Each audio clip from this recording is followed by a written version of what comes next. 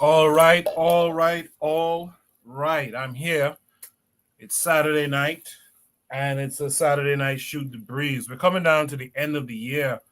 Next week is going to be around their holiday time, their Xmas holiday. So a lot of those topics that I haven't gotten to yet, I'm going to package them up next week. And I'm going to ask you guys later on if you guys want a longer show next week. So you you guys stay tuned for that question a little bit later. I will ask that probably in a poll or something in a few minutes. But you know what it is. I like to come on early, let you guys know what's in store for you. We are going to be talking about, well, we're going to listen to an audio, which is interesting. It's kind of directed towards the ADOS FBA freedmen, the Native American blacks type. So we're going to listen to that. We're going to do a shout out to Niger for becoming the fastest growing economy in the world. We're going to talk about, this was supposed to be discussed last week, but we ran out of time. We're going to talk about the fact that we ignore health as being essential for African liberation. We're going to look at a funny tweet. I thought it was funny. I saw it maybe 2 weeks ago, where a wife is laying out some instructions and what their rewards are if you do the things on the list. It's just crazy. But we'll talk about it. We're going to talk about Smokey Robinson tonight. Oh, Smokey Robinson. We're going to talk about the fact that he despises the term African American and why. So those are the things that we're going to talk about tonight. All the topics that I'm sure some of you are waiting for. The blueprint for Black Power topic, the Rastafarian resistance topic. We're going to do all of that next week. More on that in a few. I see daily affirmations by Paulina's out there already in the chat. Appreciate you for being here. My boy Anthony McPhail is out there saying peace to me, the chat, the panel, and the whole KWAZ radio family. Appreciate you. And he's saying hello to daily affirmations by Paulina as well. I see Black Steel is also here. So what I'm going to do now is officially start the show. And on the other side, I will drop Shoot the Breeze topic number 1, as well as introduce all my panelists. You guys stay tuned.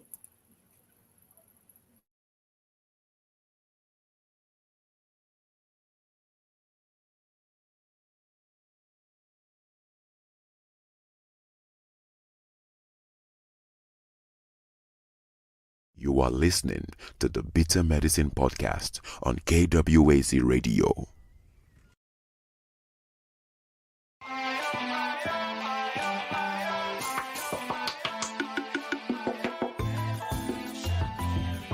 Welcome to the Bitter Medicine Podcast, where it's all about Black empowerment. Our show focuses on Black news and entertainment, arts, science, economics, history, people, and strategies that uplift, empower, and motivate Africans within the diaspora. And now your host, whose favorite color is black, Goku.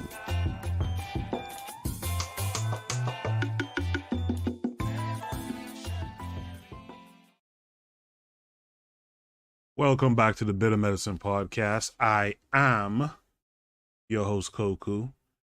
Just want to remind you guys before we get the show rolling that this show is part of a podcast network called KWAZ Radio. There are other shows on the network you are invited to tune into. This is D Webb with the Harsh Reality Podcast, asking you to tune in where we tackle the news of the day that affects our community, only on KWAZ Radio. Peace, family. This is Oni, inviting you to listen to the Pro-Black Perspective, where Black problems are addressed with Black solutions. Greetings, fam. Tune in to The Learning Curve with me, the Revolutionary Matron on KWAZ Radio. You are listening to the Bitter Medicine Podcast on KWAZ Radio. Yes, indeed. Welcome back to another episode of the Saturday Night Shoot the Breeze. I see much more of you are now in the chat. I see our boy D Webb from the Harsh Rally Podcast is out there. I see Joe. I see Joe is out here as well saying hello to the Bittermeds family. Harsh Rally Podcast will be back January 7th. Okay. Good to hear that. Make sure you guys are tuned in, subscribe to the Harsh Rally Podcast, and also make sure you're checking out Webb's other project, Hip Hop High Society. Follow him on Twitter, and you'll get all the information of where to go to follow his channel. And I think Webb could actually drop his channel in the chat as well. I saw Webb mentioning to someone on Twitter, I think it was today I saw it. He said, listen, I host 2 shows and I'm a frequent guest on a third, man. You have something to say to me, show up on one of those 3 things. And I knew what he was talking about. In the meantime, let's welcome in our boy Black Steel. Black Steel, how are you this week? I'm doing great, Cuckoo. How about yourself? I'm good. I'm glad to see all of you, including yourself as well, here tonight. Glad to see everyone. I guess it'll just be me and Black Steel for the time being. Anyone who wants to join can click the link pinned to the top of the chat. I also put up a poll in the chat. You guys can respond to that as well in the chat. Shout out to Brother Bakari, who was out there. He was on earlier as well. Make sure you guys check out Brother Bakari's channel as well. I guess without further ado, man, let's get into it, Black Steel. Shoot the Breeze topic number 1 this week. Shoot the Breeze topic number 1 is going to be, why not more audios like this, honestly? And this takes us to a link that's going to take us to Twitter, I believe. Maybe not. Wait, am I in the right place? Ooh, I hate when I have these issues. Give me 1 second. To the best of us. I know. I do hate it though. I thought I had this teed up already. Hold on. I think I did, and I ended up scrolling away from it before the show started. Okay, so this takes us to Twitter. We're going to play the audio, and then we'll discuss it. It's pretty short. I might play it twice, and then we'll discuss it. But father, who are the Negroes who have the flag of their oppressor in their bios? Son, these are the Negroes who feel that since they gave so much to the oppressor's project, the colonial project over the years, that they should be afforded some measure of inclusion in the death and destruction that they have wreaked all over the planet. Oh, interesting, father. And also, who are the Negroes who have Indian feathers and eagles and bows and arrows in their profile names? Son, these are the Negroes, so broken, so ashamed of their past, their great glorious past that spans several millennia beyond this short-lived country, that they would steal the names, culture, and valor of another group who was oppressed by the same demons that oppressed them. That doesn't make sense, father. You have to dig deeply into the psyche of the oppressed, son. You must understand these are broken people. But what can we do to help them? We can do nothing. We will do nothing. They must help themselves. Okay, that's an interesting piece. I'm gonna play it one more time though. Shout out to who did I see out there in the chat? Shout out to Jose, who's out there in the chat. I'm playing again one more time. Like I said, it's pretty short, as you can see, and then I'll introduce the other panelists and we'll discuss it. But father, who are the Negroes who have the flag of their oppressor in their bios? Son, these are the Negroes who feel that since they gave so much to the oppressor's project, the colonial project over the years, that they should be afforded some measure of inclusion in the death and destruction that they have wreaked all over the planet. Oh, interesting, father. And also, who are the Negroes who have Indian feathers and eagles and bows and arrows in their profile names? Son, These are the Negroes, so broken, so ashamed of their past, their great glorious past that spans several millennia beyond this short-lived country, that they would steal the names, culture, and valor of another group who was oppressed by the same demons that oppressed them. That doesn't make sense, Father. You have to dig deeply into the psyche of the oppressed, son. You must understand these are broken people. But what can we do to help them? We can do nothing. We will do nothing. They must help themselves.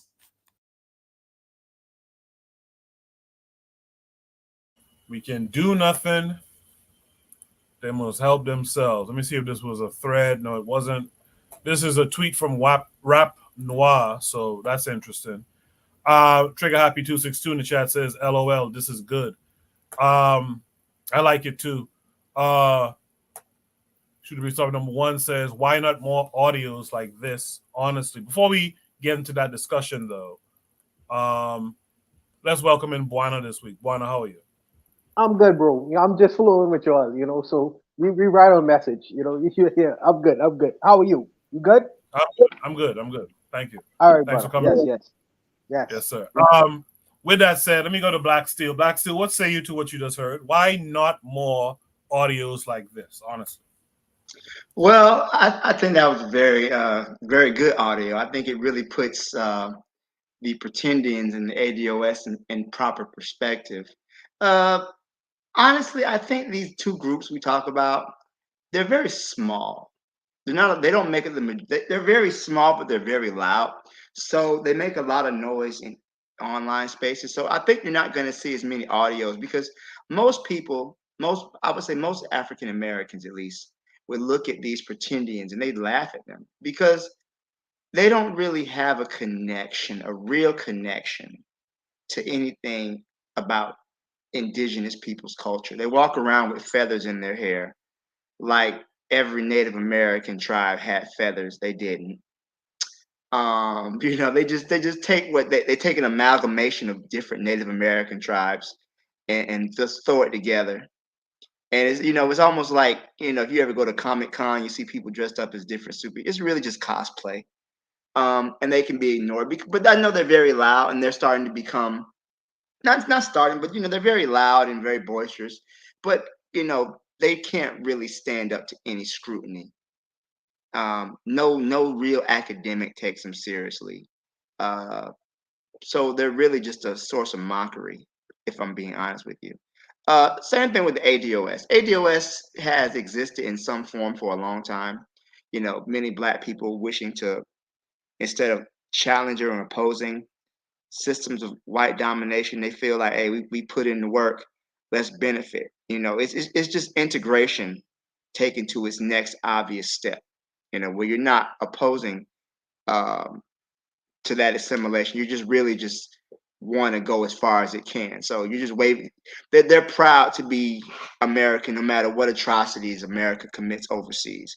And truth be told, Black people, African Americans, have always, by and large, resisted U.S. imperialism and U.S. foreign intervention, U.S. policies. It's hard to remember, but during the Iran hostage conference back in the 1970s, the Iranians, when they took the hostages, they let all the Black people go because they understood the Black people weren't their enemy, and Black people understood we don't really have no problem with we're oppressed too. So these type of conversations, I think they need to happen more, but they're really a very small population of people. We can look at these people, we can laugh at them, and they can go on their rants, and they show their Photoshop pictures and whatnot, but they really can be dismissed relatively easily. That's why we don't see more. But I think it's good. I think we should mock these people. We're African people, and we should embrace that. There's nothing to be ashamed of. We have such self-hatred from being African that we want to run away and be everything but African. We want to be Martians. We want to be Native Americans. We want to be, whatever else you can be but African.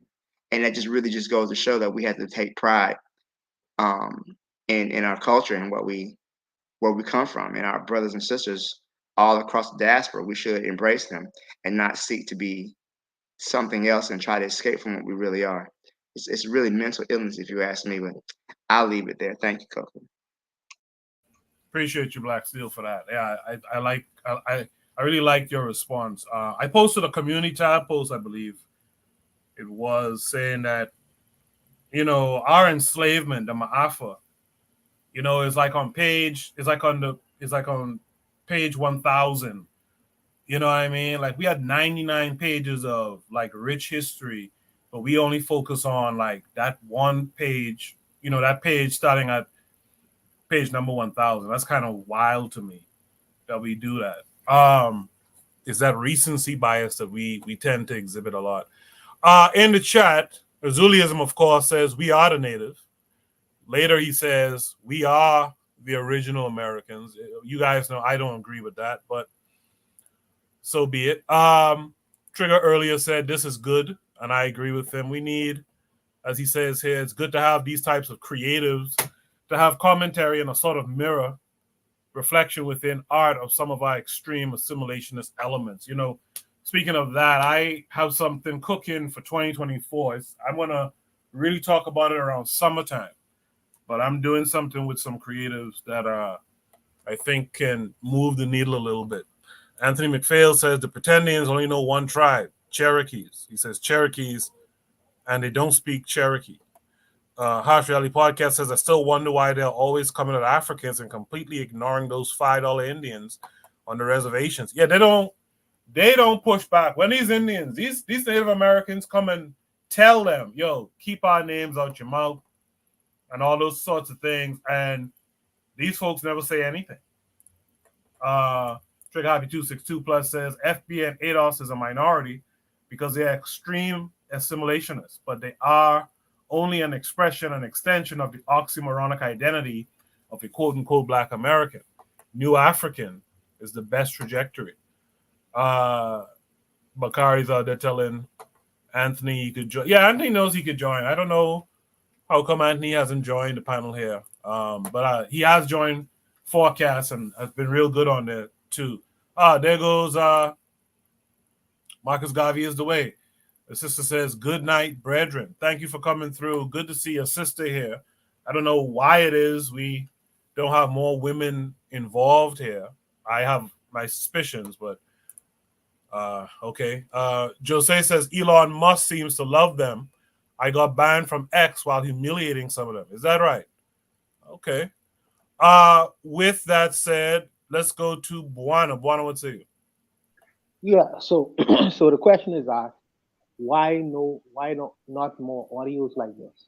Well, the answer to that is a simple one. A landowner gets to decide who he allows on his property and who he does not allow on his property. This is, I think this is Twitter. The person who owns this is Elon Musk. Elon Musk is a Boer from South Africa. I think Elon Musk's parents was a part of an apartheid situation. Why would a person whose parents used to be in apartheid want people with this kind of information on his platform? No, he want to be able to give the appearance of liberality. Like everyone could join and be on my platform. But he is smart and intelligent enough to know that we don't want too much of this. We want just as little of this as possible, but we want a bunch of this. So this is the reason why platforms such as this and platforms like Twitter and things like that nature, it seems like people with the different kind of perspective, this whole we was Indians and we never came from Africa perspective, this is the reason why we see so many of them on these platforms. It's like they get the most views, the most clicks, because it's only creating confusion. And it goes along the lines of the people who don't want the other kind of information they get out there. This is the reason why stations like this sometimes are shadow banned, because the owner gets to decide what he allows up on his platform and who he allows not to come up on his platform. And I feel like until we are the owners of some of these platforms, like my brother in Ghana right now, with a BB Toomey,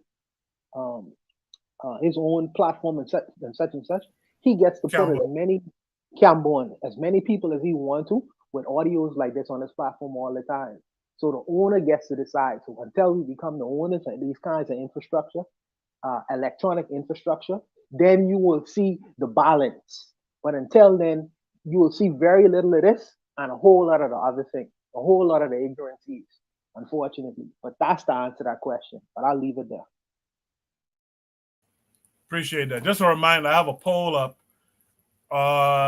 Should we have a longer live stream next week, considering it's a their holiday weekend? You guys seem to be leaning towards yes, but we'll see. We'll see at the end when I end the poll what's it gonna be. Let's welcome in Pooh. Is it Pooh from Glen Heights? Because I can't see the whole name. Let's welcome in Pooh. Pooh, how are you this week? It's Pooh from Glen Island. Glen Island, right? Glen Island. Okay. Pooh, how are you this week? What's going on, man? What's going on, everybody? Good, good. Thanks for coming through. It says, you do know who this is, right? They say it's not it says not a lot. But I agree with what Bawana said about whoever on the platform. They won't let you, you got to deal with their rules, right? Right. So they want that nonsense because they want black people to be divided. But like when Black Steel said something about they just amalgamated a lot of different Native American tribes with the feathers in their head because all of them didn't wear feathers. Actually, what they did was, man, they got their costumes from TV, from the cowboy Indian. Because you watch TV, all of them had feathers. I didn't know if they all wore feathers or not, but you say they didn't. I would go with that, But it's very few of those people. But I take that back. It's more than I once thought. It's actually becoming a lot of these so-called ADOS, FBA. It's becoming, you're starting to see a lot of them out here, and with them being out here doing what they do, it is, what can I say? It can be harmful to what we want to do. And because I remember I was at the Malcolm X Festival, right? Oh, it's the lady over there. She's buying all this African shit, but then turn around and tell you, oh, we Native American. I'm like, why are you buying all that Anka stuff? See, all that come from here. See, you ever heard of Dane Calloway? We the real Choctaws. I'm like, man, I don't even know what a Choctaw is. Then somebody, but Choctaw is the language. I'm like, okay, but that has nothing to say. Can you speak Choctaw? No. I like, I don't know who or what a Choctaw is, but they are out here and their job is being done. They're doing their job well. Whatever they're getting from doing their job, they're doing their job. They're doing their job right. Because whoever telling them to come and do these things and follow people like YVET, oh man, I said a name. Follow people like that and follow people like the guy that started so-called FBA. They're doing their job well. And what they're doing is absolutely keeping us divided, they're constantly keeping us fighting with one another over foolishness is what they're doing. They have us arguing and fighting over a bunch of foolishness, and they like to come. And that's why I said earlier when I was doing my live, like, I really don't even watch. This is why I truly don't watch a lot of YouTube channels anymore, because it is like they're nerve-wracking. But if we create our own, we can have more stuff like that. If we want stuff like that, we can have more stuff like that if we created our own. On that, I get it, mate. Hold on, Bakar. You said Choctaw. Did she mean Choctaw? I don't know what she said, Choctaw. They can't even get the names right. It's so embarrassing. Like, I don't. I'm a man. Look, she said Choctaw.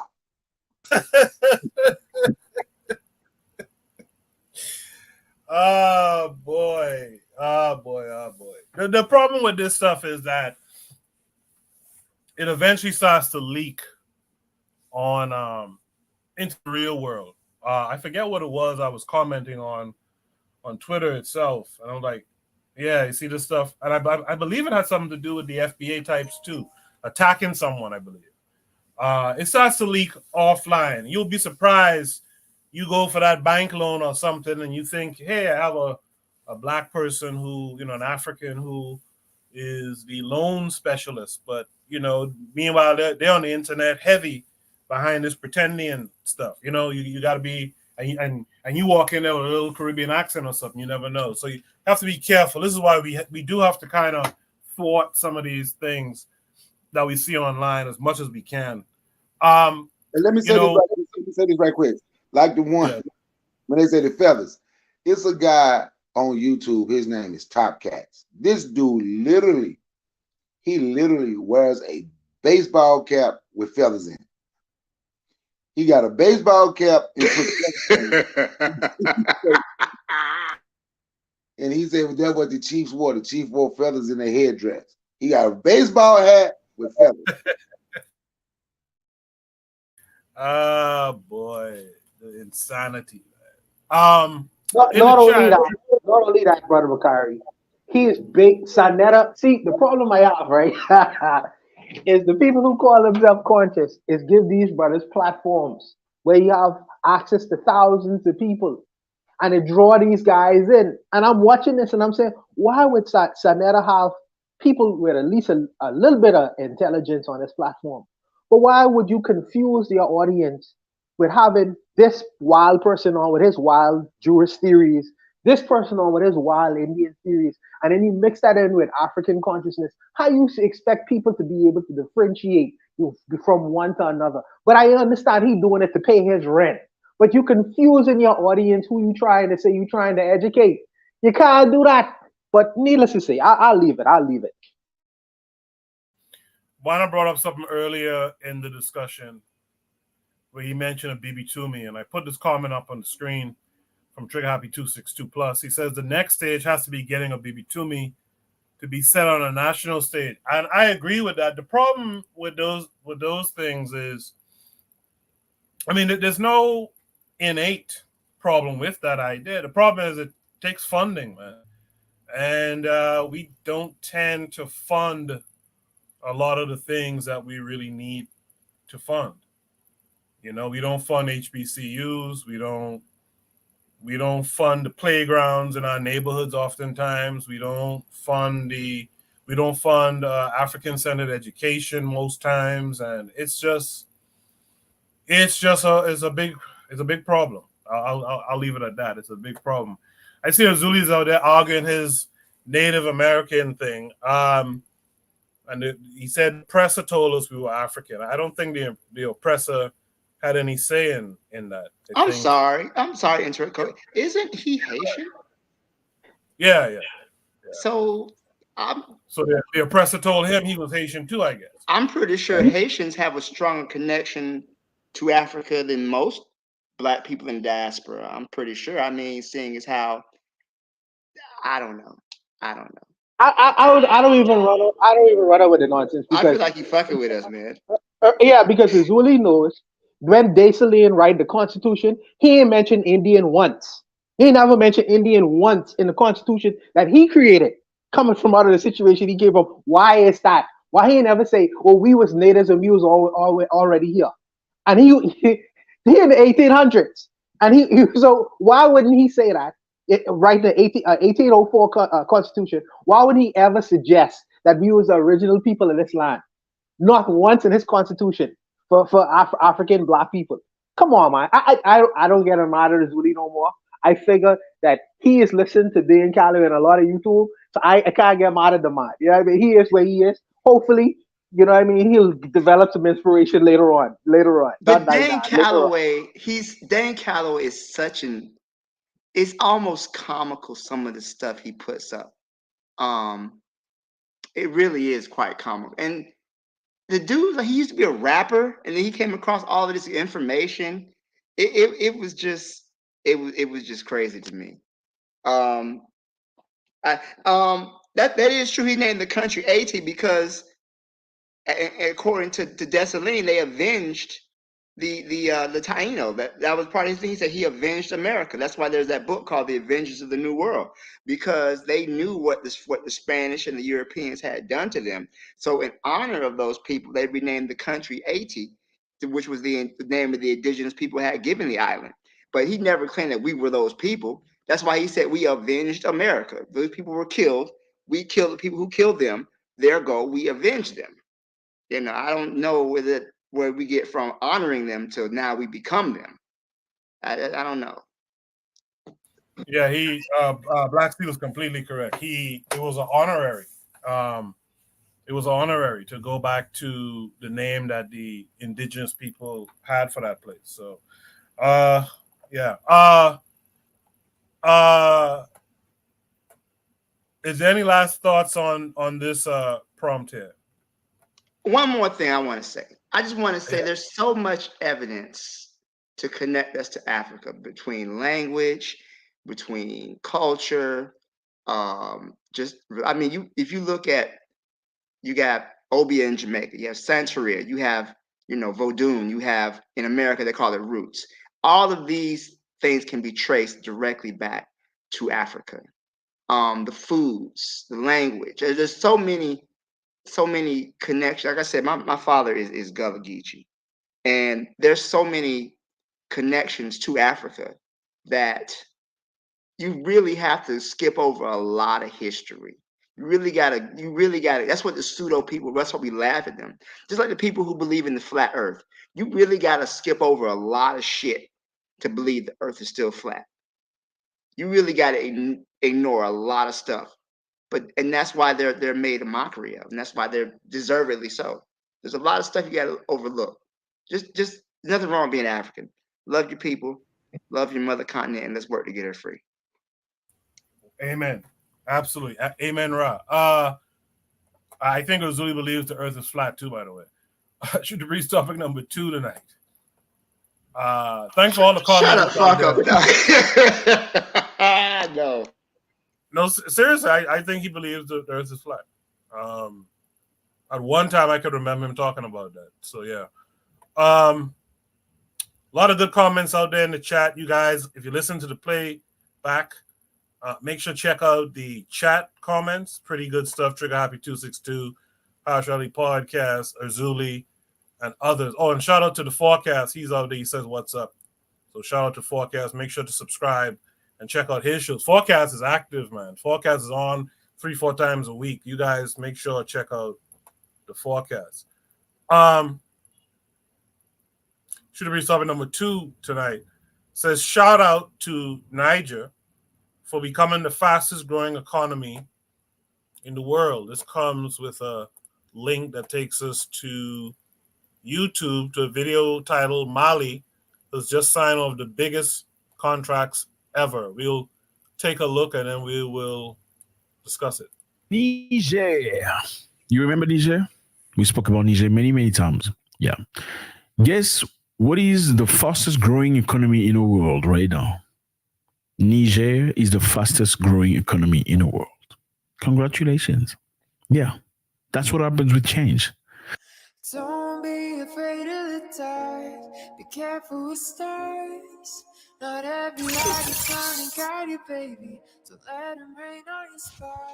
Now, what happened exactly?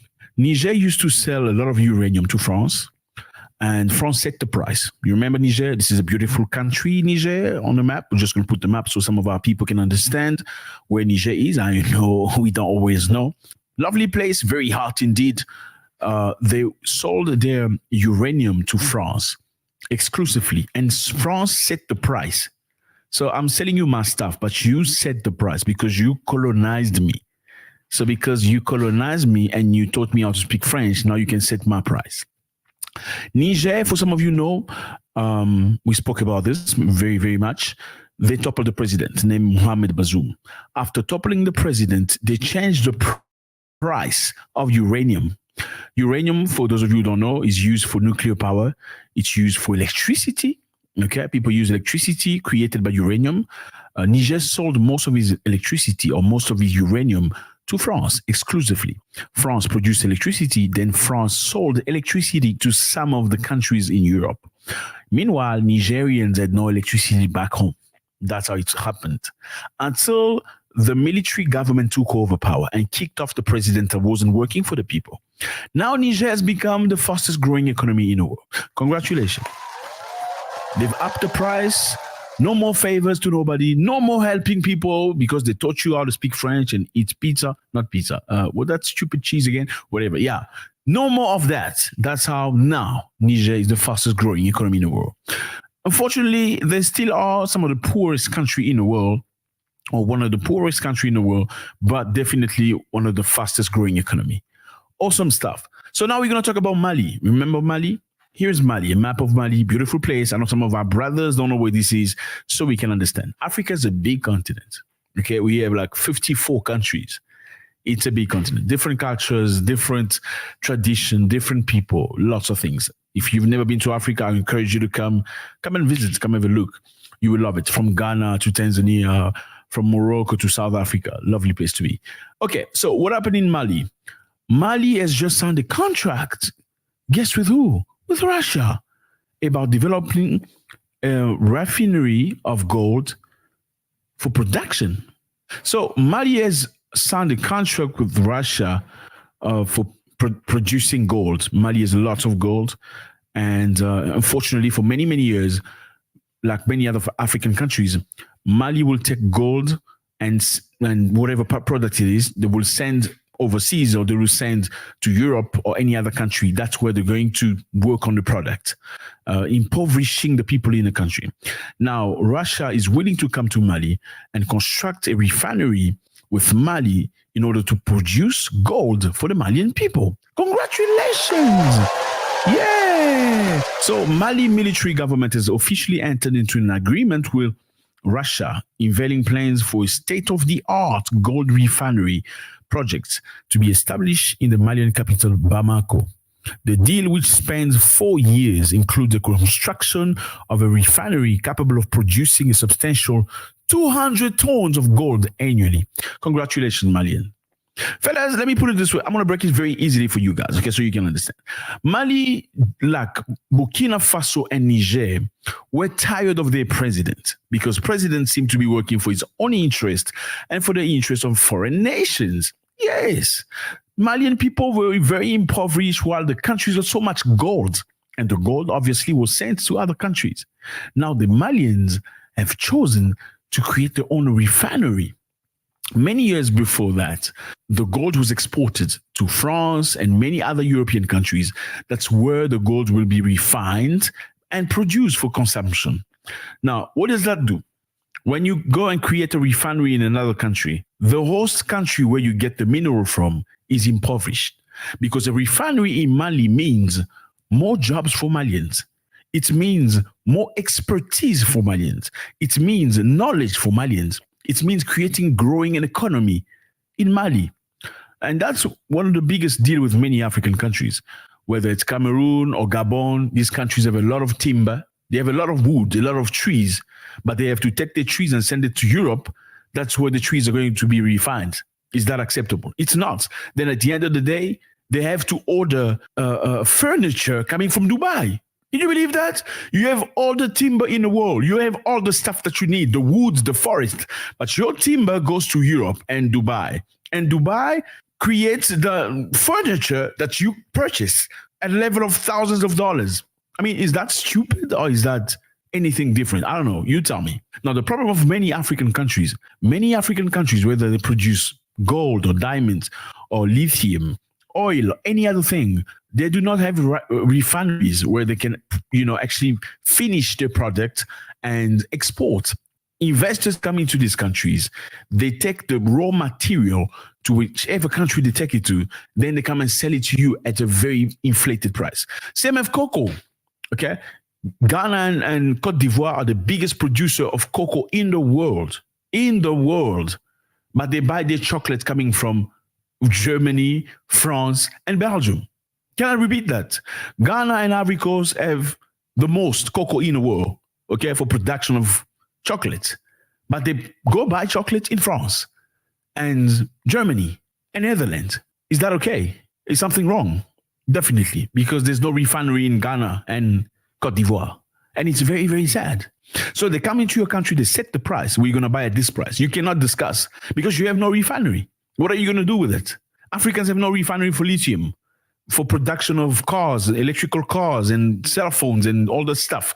Africa has no refinery for cobalt. Africa has no refinery for any of these things, production of cell phones and all that. So when you have no refinery and you do not have the technology, what happens? Whoever who's got the refinery and the knowledge will come to you and say, you know what, I'm going to pay it my own price. Okay, it's my price. You want my price, or what are you going to do with it? Just imagine you have a big piece of uranium. What are you going to do with it if you don't know what to do with it? You don't know what to do with it.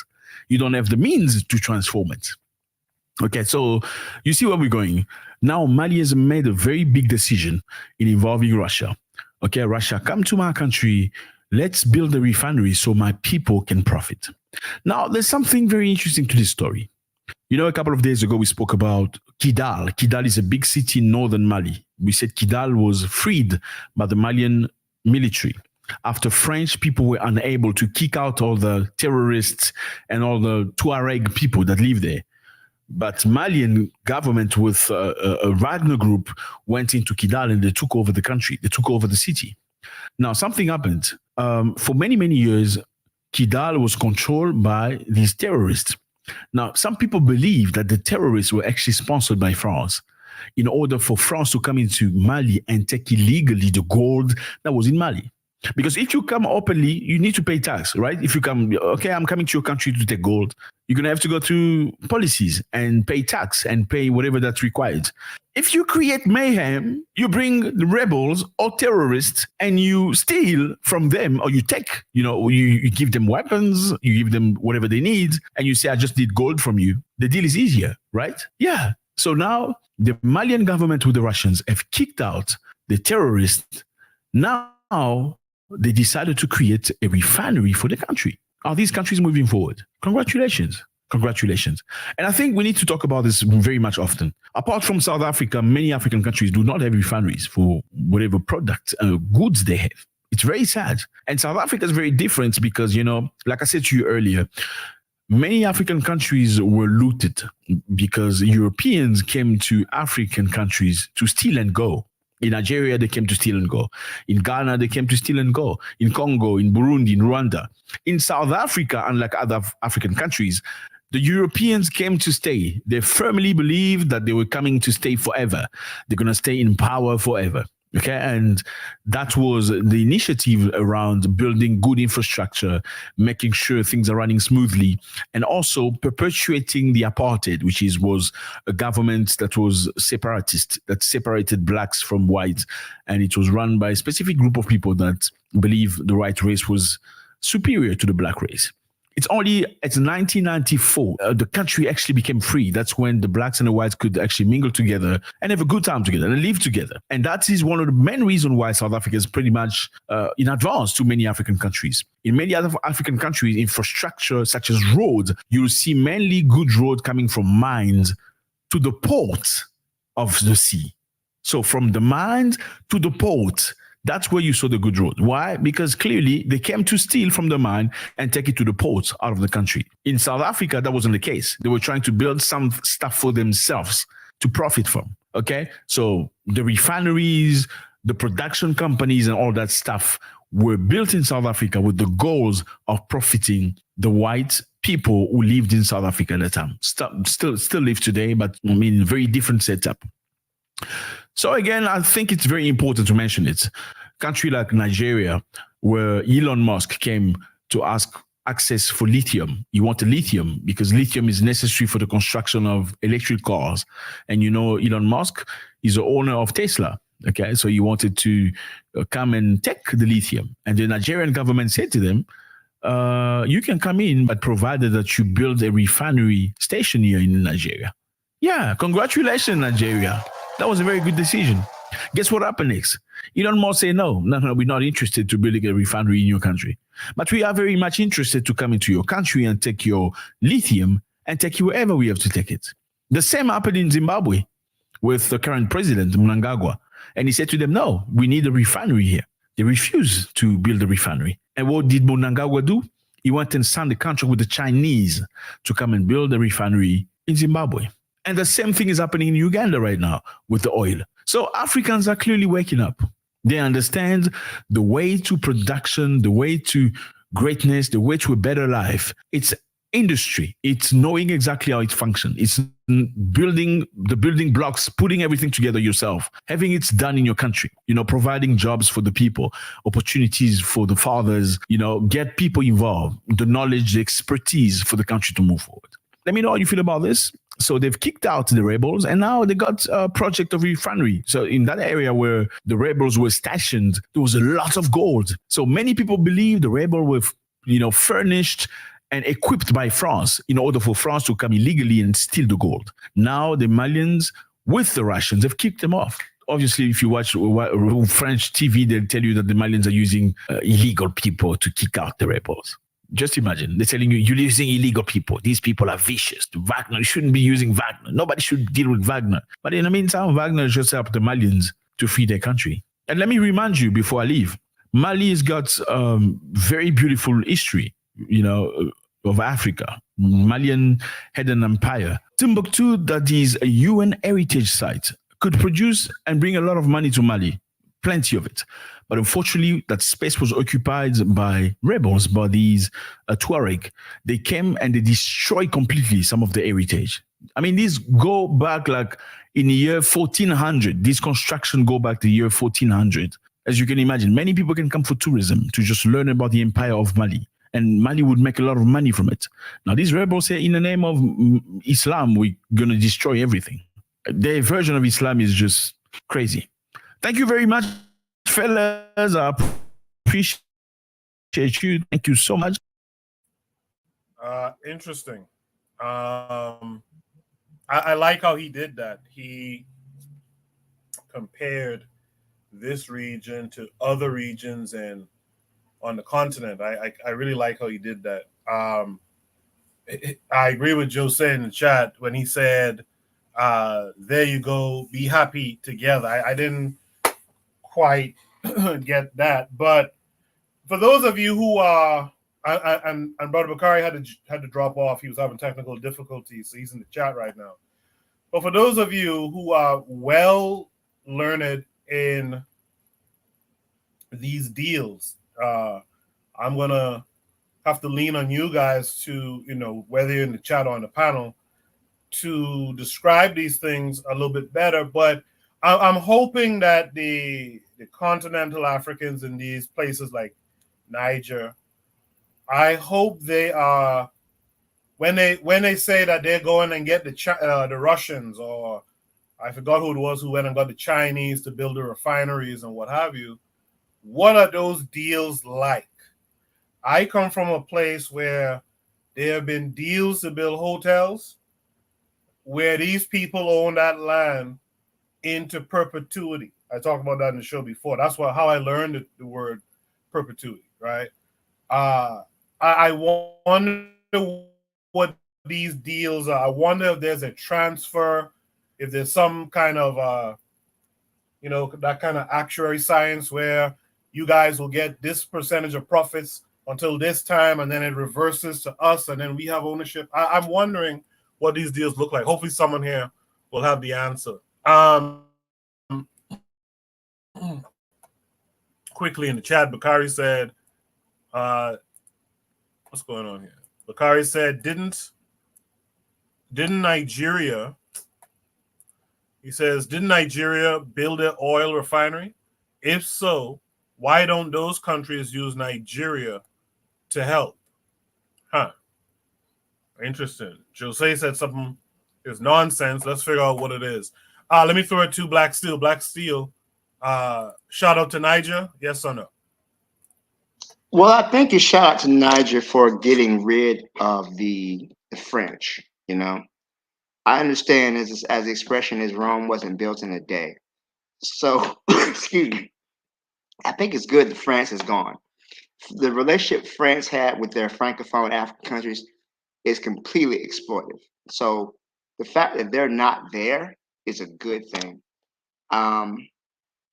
So I understand that these things are going to take time. As far as reaching out to the Russians to develop gold, I agree that why didn't they reach out to the Nigerians? But also, to harsh reality's point, Nigeria is really controlled by the West. So there's no guarantee. I mean, Nigeria was getting ready to invade Niger not too long ago because they decided to break away from France and remove their president who was corrupt, and which made Niger the second poorest country on earth. I think we don't realize that the level of poverty that existed within Niger that was completely sustained by France. So the fact that they had the fastest developing economy just really shows that what could happen when these restrictions are lifted against the African people. I mean, there's really nothing inherently wrong with us. So, and I also so to take back to the gold refining process coming from Russia. Um, I would say, and I question it only because maybe they didn't have the infrastructure to create one. And like you said, I think maybe we could look at these deals as something that's going to be temporary, because I also understand those African nations playing off of the Russians, seeing as how they realize the West is the one who colonized them. Maybe the enemy of my enemy is my friend. And I don't really know too many details about the deals or whatnot, but I can understand where they're thinking. Maybe I can play off one enemy against another to my benefit. So I understand that that could be strategic in a way, but hopefully the goal is to be free from both Russia and the Western bloc of powers as well.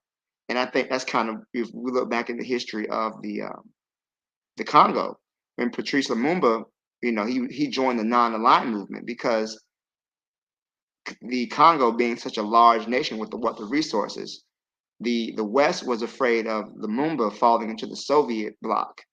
And he had no interest in joining the Soviets, just like he had no interest in joining, the capitalists, the West.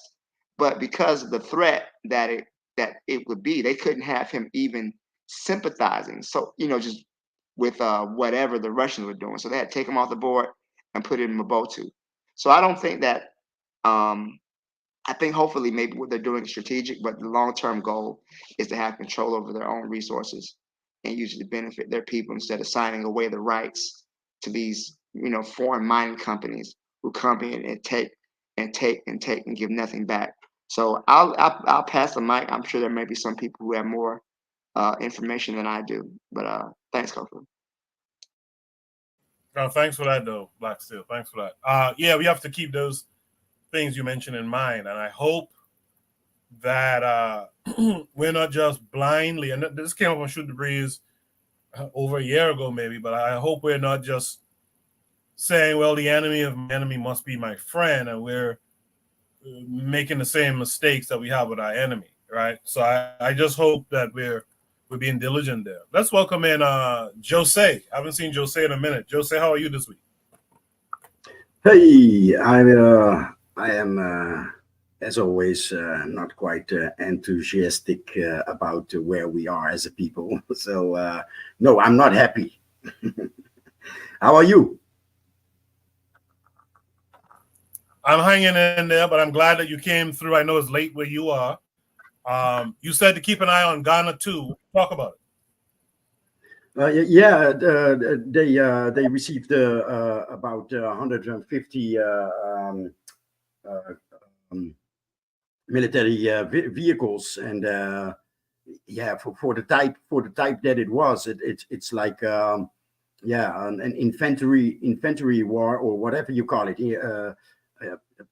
I mean, the type of weapons that would be very useful in, for example, invading,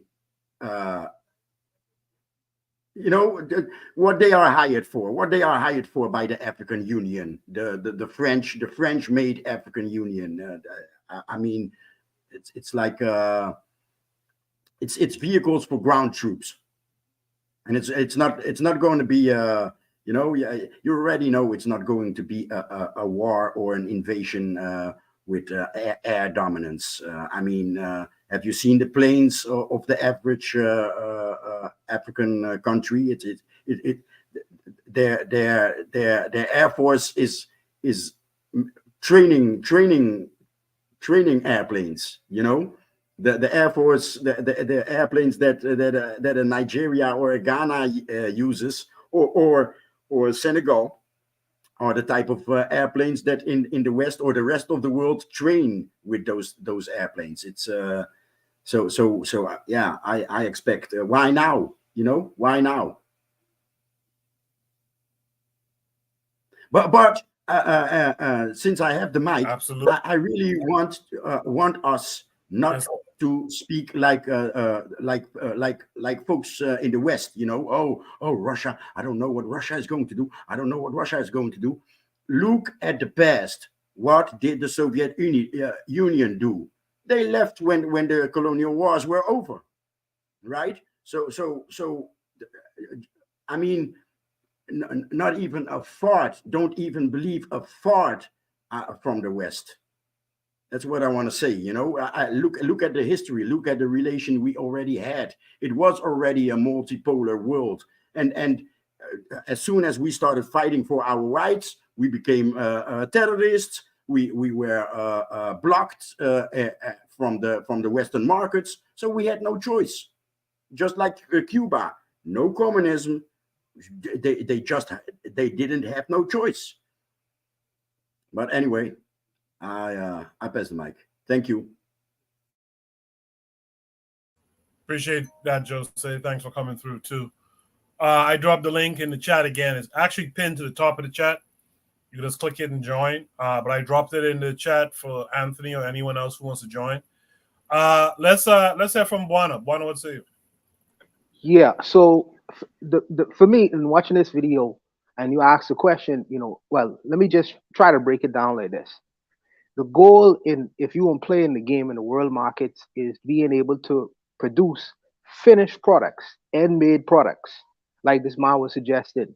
Not necessarily like the man was saying, going into the forest and gathering the wood, but being able to transform that wood into furniture to send out all over the world. That's where the real money is.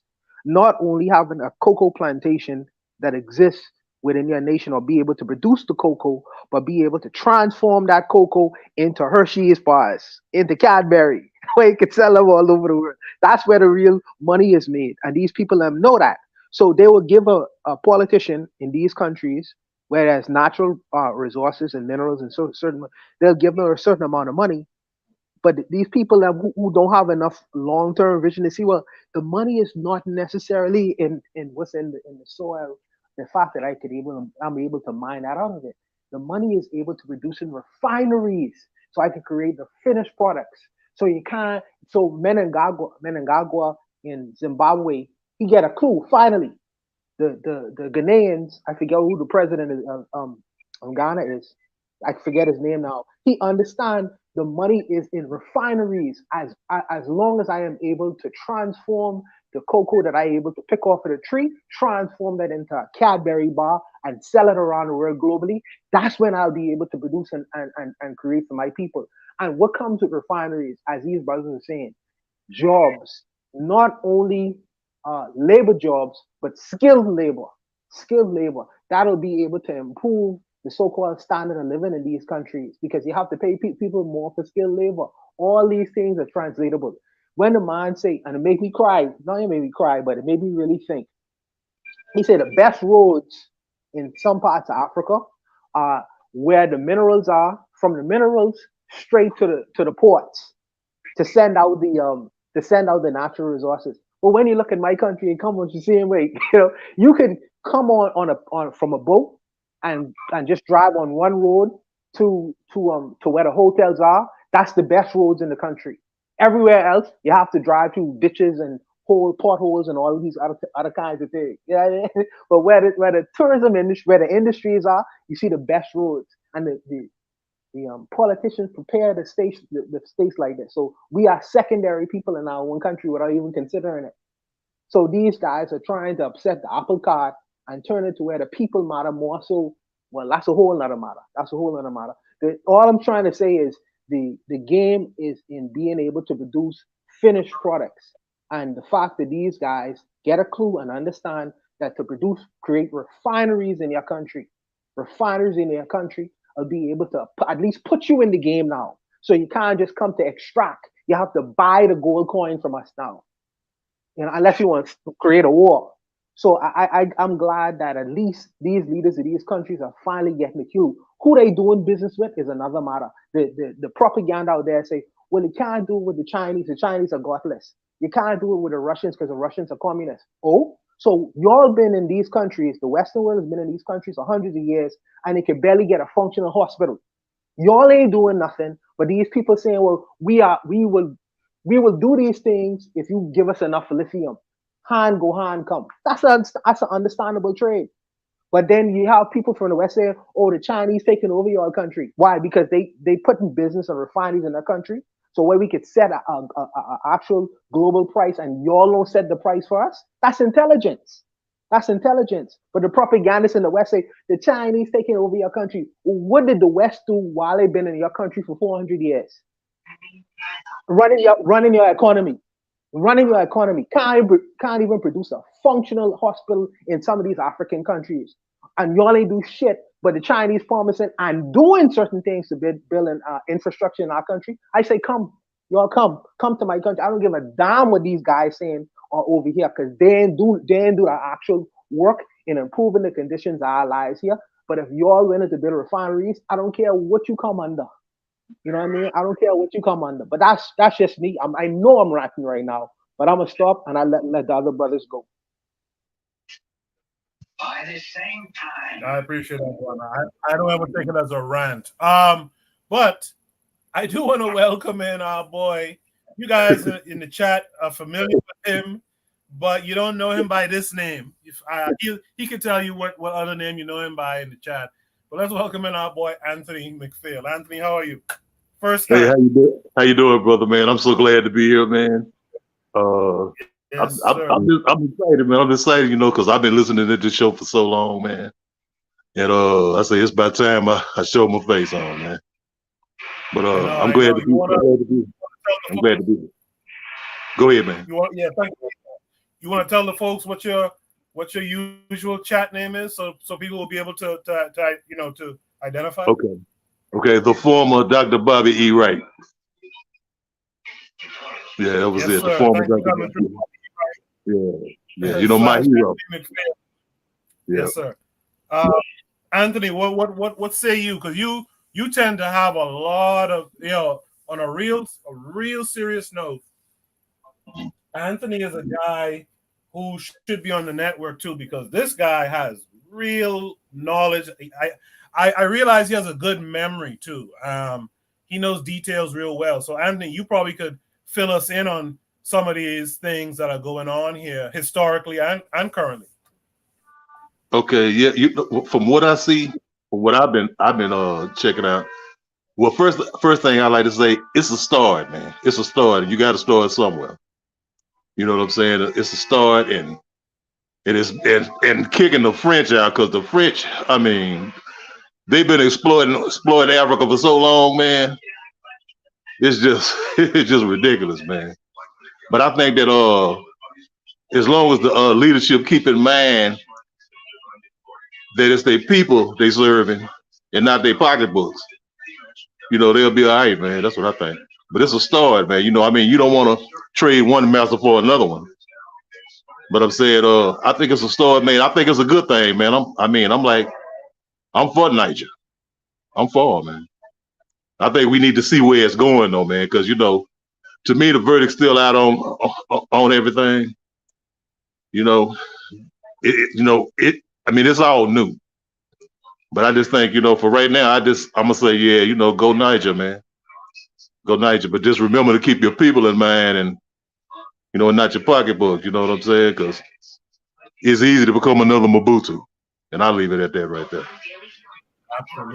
Absolutely. Yeah, a lot of people in the chat are shouting you out. What's good, bro? Says the Harsh Rally Podcast. Buana, who's up in the panel, is like, that's Bobby E. Wright. Peace to everybody, man. Peace to everybody, man. Buana Hagaziki, the Harsh Reality Podcast, man. Everybody, man. Pro Black Perspective. Everybody. Carl Hezekiah, Black Steel. I follow all of y'all. Man. I learned a lot from all of you guys. Yeah. Now we learn a lot from you too in the chat. Believe me. Yeah, Anthony McPhail used to comment heavy when we did the book club, me and Black Steel. So he goes that far back, man. Way back in 2017, man. I remember when I first seen the show. I'm like, man, who is these guys, man? I was like, damn. Yep. It changed my life, man. Go ahead. Appreciate that. Man, I love to hear stuff like that, man. Thank you, man. Thank you. We love to hear stuff like that. Yeah, man. It changed my life, man. I mean, people right now, I feel listening at those, at y'all at the book club, man. You know the one y'all did on Leopold's Ghost, and you know what I'm saying. I loved it, man. I loved it. My bad. I'm sorry I've interrupted, man. No. This is why I don't quit. As much as I might get down or whatever, this is why I don't quit. Because there's folks like Anthony who leave kind words and they stick with it. Ups and downs, drama, low numbers. This guy is a regular. And shout out to Dorico Cooper too. These guys are regulars oftentimes. Does anyone else here want to add any thoughts to any last thoughts to this prompt? All right. With that said, let me just mute Anthony for a second there. Anthony, I'm just muting you because your TV is playing in the background. What we'll do is we'll go to Shoot the Breeze topic number 3 tonight then. I want to thank everyone who's here. Make sure you guys hit the like button. Make sure share the show to your socials and whatnot. Shoot the Breeze topic number 3 says, what's going on my computer again? Shoot the Breeze topic number 3 says, why do we often ignore health is essential for African liberation? Some of our revolutionary jegna have died young due to not taking care of their health. Of course, this comes with a link that takes us to Twitter. And it's a post by Eli Wananda. I try to hop on his live streams. He was live earlier today, but Brother Bakari was on. He's been going over blueprint for Black Power the last few weeks, and so I try to tune in. He seems like a decent brother from the UK. So he says we must take control of our health from these vampires. This is, of course, about understanding how the body works, calibrating our diets, etc.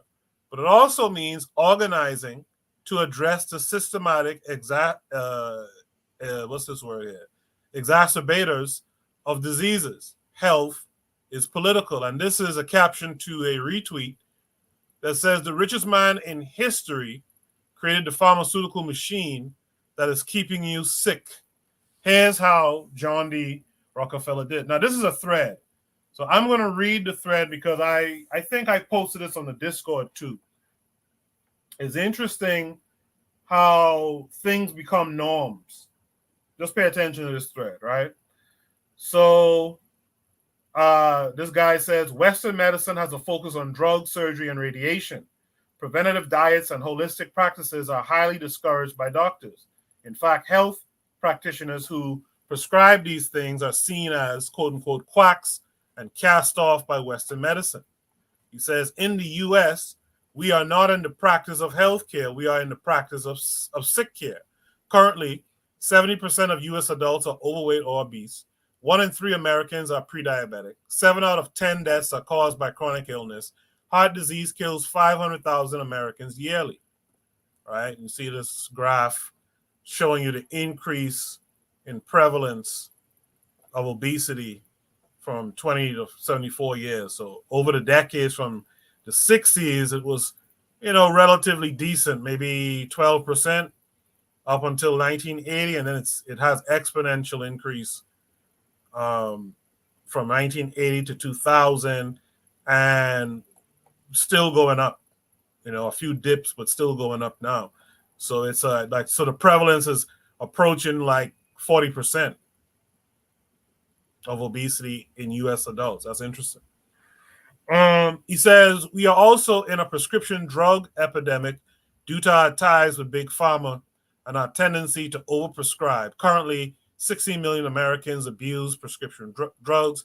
2 million prescription drug abusers are addicted. 4 to 5 pharmacy-filled prescriptions are opioids. He says this thread will detail the bizarre history behind John D. Rockefeller's creation of Big Pharma and the foundations of Western medicine that are destroying our metabolic health. He said John D. Rockefeller was an oil magnate and one of the richest men in history. He was America's first billionaire and amassed a fortune of $418 billion adjusted for inflation. Through monopolistic practices, Rockefeller grew his company, Standard Oil, to control 90% of all oil refineries in the U.S. Standard Oil has since broken up and has now become Chevron, Exxon, Mobil, etc. Yes, that's how big Standard Oil was in its prime. In 1900, scientists discovered petrochemicals. These were chemicals that could be created from oil. Bakelite, the first plastic, was created from oil in 1907. Scientists were discovering various synthetic vitamins that could be used to treat illnesses such as scurvy and rickets that were caused by vitamin deficiencies. Rockefeller thought that petrochemicals could also be used to create vitamins and medications. Petrochemicals would allow Rockefeller to monopolize another industry in addition to oil. Business-wise, Rockefeller could patent these petrochemicals and sell them for immense profits. Rockefeller acted quickly and purchased part of IG Farben, a German manufacturing company. Side note, IG Farben supplied the Nazis during World War II. Yep, look it up. I also think they made the first Anacin or aspirin back in the day too. However, Rockefeller faced a major dilemma as he looked to monopolize medicine. Natural and herbal medicines were incredibly popular at the time. Many doctors and medical schools in the U.S. were advocating holistic practices as treatment and cure. Like he did for other competing oil companies, Rockefeller viewed natural remedies as his quote-unquote competition that needed to be decimated. Rockefeller teamed up with Andrew Carnegie and hired a man named Abraham Flexner through the Carnegie Foundation. Flexner's role was to travel the U.S. and review medical schools and hospitals across the country. This led to the Flexner Report, which resulted in the closure of almost 50% of all medical schools. Homeopathy and natural medicines were utterly decimated in the report. Some holistic doctors were even jailed. Rockefeller also donated a whopping $100 million to colleges and hospitals under his philanthropic group called the General Education Board. In a short period of time, medical schools and hospitals were homogenized with the same approach. Medicine was just about patented drugs, not utilizing holistic and natural approaches as treatment. Rockefeller's next step was to launch a smear campaign against his holistic competitors. Homeopathy and natural medicines were quickly discredited by the newspapers and media outlets. Right? So this is actual drawing from back in the day showing Rockefeller's reach across the earth. Right? Rockefeller his approach worked incredibly well as he decimated the holistic competition and ultimately created our current medical system. This system continues today. Big Pharma makes large donations to medical schools in exchange for these schools to prescribe their drugs. Right? So you see companies like Bristol Myers, right? Again, this post is not to bash on Western medicine. It is to show the unfiltered history of John D. Rockefeller and the role he played in shaping our current medical system. The next time your doctor spends 3 minutes with you during your visit and you feel like a customer instead of a patient, this post will hopefully give you clarity. Not surprisingly, the cost of medical care in the U.S. is #1 in the world, yet our quality is ranked at number 37. I'll stop there because, that last thing he says there, I deal with that regularly. When I go for a checkup to my doctor, I'm in there. I see that doctor maybe 5 to 7 minutes. And from there, let's go do blood work, go do this, and pay your money. Pay your money as soon as you come in, by the way. That copay, whatever they call that, pay that as soon as you come in. And you see that doctor for maybe 5 minutes. it's something. And this whole topic reminds me of a Rock Newman interview with Dr. Sebi shortly before he died, where Sebi was talking about how he reached out to a lot of like black leadership, and none of them would really listen to his appeals to put a focus on health, as well as everything else. Listen, if you sick and dying, what is liberation to you? You know what I mean? So we really ought to take time to focus more on our health situation. With that said, let's get back to the topic at hand. Why do we often ignore health is essential for African liberation? Some of our revolutionary jegna, our heroes, have died young due to not taking care of their health. Black Steel, let me start with you. What are your thoughts on why, we don't, especially amongst those of us who are liberation minded, who are nationhood minded, how come we don't talk health much? Well, I don't think that we consider the priority, which I think definitely does have to change. The food that we put into our bodies and what we consume is very important. I know you mentioned something about Dr. Sebi appealing to black leaders. We have to understand the people who are our quote unquote leaders are not put in place to benefit uh, our people, you know, mainly. The real black leaders who was really down for the people, most of those people are really under under a lot of stress. They're not the ones that are really considered to be leaders in the community. Those people are genuinely taken out. They're arrested. So I'm not surprised that any of these so-called leaders Dr. Sebi went to had any real concern about the health of Black Americans. And like he was saying before, it's not just Black people in general. I know, although that's our main concern. Generally, we have our food system is toxic. The food is full of preservatives and additives. And it's not just, I don't want just to put the focus on just Rockefeller, because Big Pharma is bigger than just Rockefeller. Um, it's just, as somebody who worked in the pharmaceutical industry, I know the amount of people, especially white people, who are literally dying, dropping like flies due to opioid addiction, fentanyl overdoses. Is not widely known, but the life expectancy of white America has actually gone down due to um, these drugs. Their life expectancy is decreasing. So, of course, when white people get a cold, black people get pneumonia because we're in this racist society, and and another thing too, black people in America are generally poor. Good health care is expensive, but to your point, you can really change your diet, but also to understand that in many places in at least the United States, there's not a lot of access to fresh fruit and vegetables. Many black people live in what they call food deserts, so there's not a lot of available healthy food choices for many people. um, that's something that really we have to talk about as well. Um, there's an abundance of fast food places. When you go to a majority black neighborhood, you're going to see McDonald's, you're going to see the Burger Kings, the pizza joints. You're going to see all of these in that area. You're not going to see the Whole Foods. You're not going to see the Sprouts and the other places where you can get healthy options for food. That is deliberately by design. So I think to address the healthy eat situation, we're going to have to take control of our neighborhoods. Like Bakari often mentions, uh, black-owned grocery stores. That's something that we're going to have to do. Many, from my understanding, the few black farmers that there are that still exist, they don't receive the subsidies and the help from the government that these white farmers do.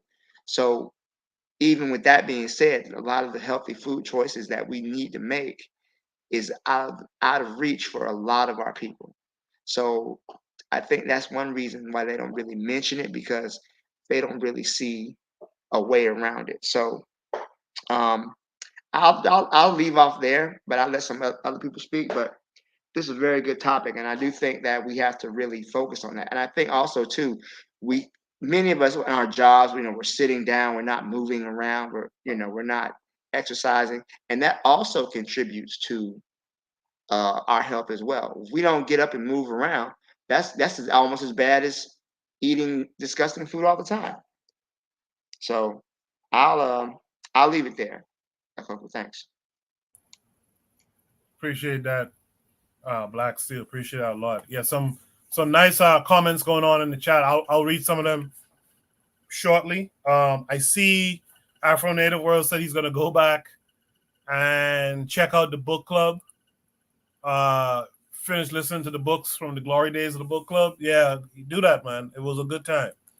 It was a good time, for real. With that said, let me hear from Jose. Jose, what say you? It's this dude. I don't know, man. He's done so much, and look at him, man. He's done so much. He changed the world, and some things he didn't do alone, but the whole school system is. Yeah, you know, today I was thinking these creatures, and we live with them, and we are becoming them. And let me explain. I had the thought with a short that what is it? Boxer? Is he a boxer or a wrestler? The guy from Cameroon, and he was explaining polygamy, and I really, you know, I really thought that we gotta leave, man. We have to shit, man. My how do you say it in English? Get away. We have to look for each other and find each other, and I mean find each other, not just find each other like you're sitting at home and I found you on social media. No, go and find each other and go and be with each other before we become them, because we don't understand life anymore for living close to these creatures. I mean, everything, they change everything. Well, they're not from this planet. They nothing that is alive. I mean, everything that lives on this planet is threatened by these creatures. And I'll leave it at that. Appreciate that, Jose. Yeah, these guys, these people are something else, man. This guy Rockefeller in the picture, I can't remember if it was him or a younger brother who died a couple years ago, like 101 or 103, and had like 4 heart transplants in his lifetime. This shit is crazy. With that said, let's hear from our boy Anthony. Anthony, what say you to all this? I think you know what it made me think about, Coco. It makes me think about, now I got a lot of problems with the Nation of Islam, but Elijah Muhammad put out a book called How to Eat to Live. Yep, I respect him for that. Go ahead, Anthony. And I had that book, and man, it was a great book, man. And what I think all black people should study. You know what I'm saying? Because I mean your health is the most important thing you got, really. You think about, you know what I'm saying? Your health is the most. I mean, you got to have your health. You know what I'm saying? But and at the same time, I mean, you know, I think they done turned the health, the whole medical field, the health industry, the medical industry, into such a cash thing. You know what I'm saying? That this is I mean, it's ridiculous now, man. I mean, you know, you got the damn near you get cancer. They got you can get cancer, and they have certain kinds of cancer, man. Because I was reading the story about this man where this person had a particular kind of cancer, and the surgery to cure that cancer, or at least the operate on them, cost like $500,000. You know what I'm saying? $500,000. I mean, and it's just like, I mean, yeah, I mean, you know, man, you know, white folks will co-op anything to turn it if they can make money off of it. They'll co-op dog shit. You know what I'm saying? I mean, if they could make money off of it. And they'd have made the whole healthcare industry the medical industry a money racket. I mean, they'd have made it into a money racket. But yeah, I mean, I still, our health is a major factor, man. We got to be cognizant of our health, man. No, we got to eat better. Me and Bakari, we was on a show earlier talking about, about food and stuff. Country food we used to eat. You know what I'm saying? But yeah, we got to. I'm trying to get more health conscious myself, man. Good. I'm trying to. Because like you said, look at Kwame Ture, brother stole the car. He died. He was what, about 58? Yeah. 59. You know what I'm saying? I think he died from cancer. I'm not mistaken. Yeah, I think it was prostate cancer he died from. Prostate cancer, and that's a big thing in the Black community too. Prostate cancer. You know what I'm saying? But yeah, our health is important. Our health is very important, man. It's something that we have to do. Like, where I live in Shreveport, we don't have no Black grocery stores. We got a Black a farmer who just started up a little small market right up the street from me. I buy from him all the time. But that's the only healthy food that we have in Shreveport. For our community. I forgot to say something. They also fuck with the language.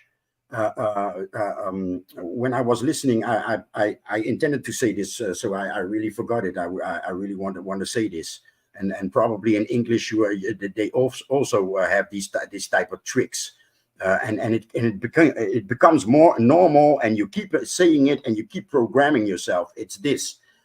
Before hospitals here in the Netherlands, before hospitals were called healing houses, right? Like 50 years ago or 100 years ago, it was healing house, right? And now it's literally sick house. So it was geneeshuis, healing house, and now it's ziekenhuis, sick house. There's a big difference. That's a difference, yeah. There's a big difference. Just saying. I think that that's a big difference. Yeah, I think it's interesting. Yeah, I think it's interesting what Bobby Wright said just now, because I am reminded of that book To Eat to Live by Elijah Muhammad. To me that was a revolutionary book, because most people never was considering eating once a day, one meal a day. Letting your stomach or your digestive system take a rest. That wasn't in the minds of Black people before that book. And I think that book was a revolutionary book, in particularly the Black community, because we wasn't really thinking on them kinds of levels. We was thinking on the levels of eating 3 meals a day, and it's like not giving your body a break. We must eat 3 meals a day. And what we eat wasn't even in our mindset. So the fact that a person who ain't graduate primary school could come up with that kind of thinking, it was really a revolutionary thing.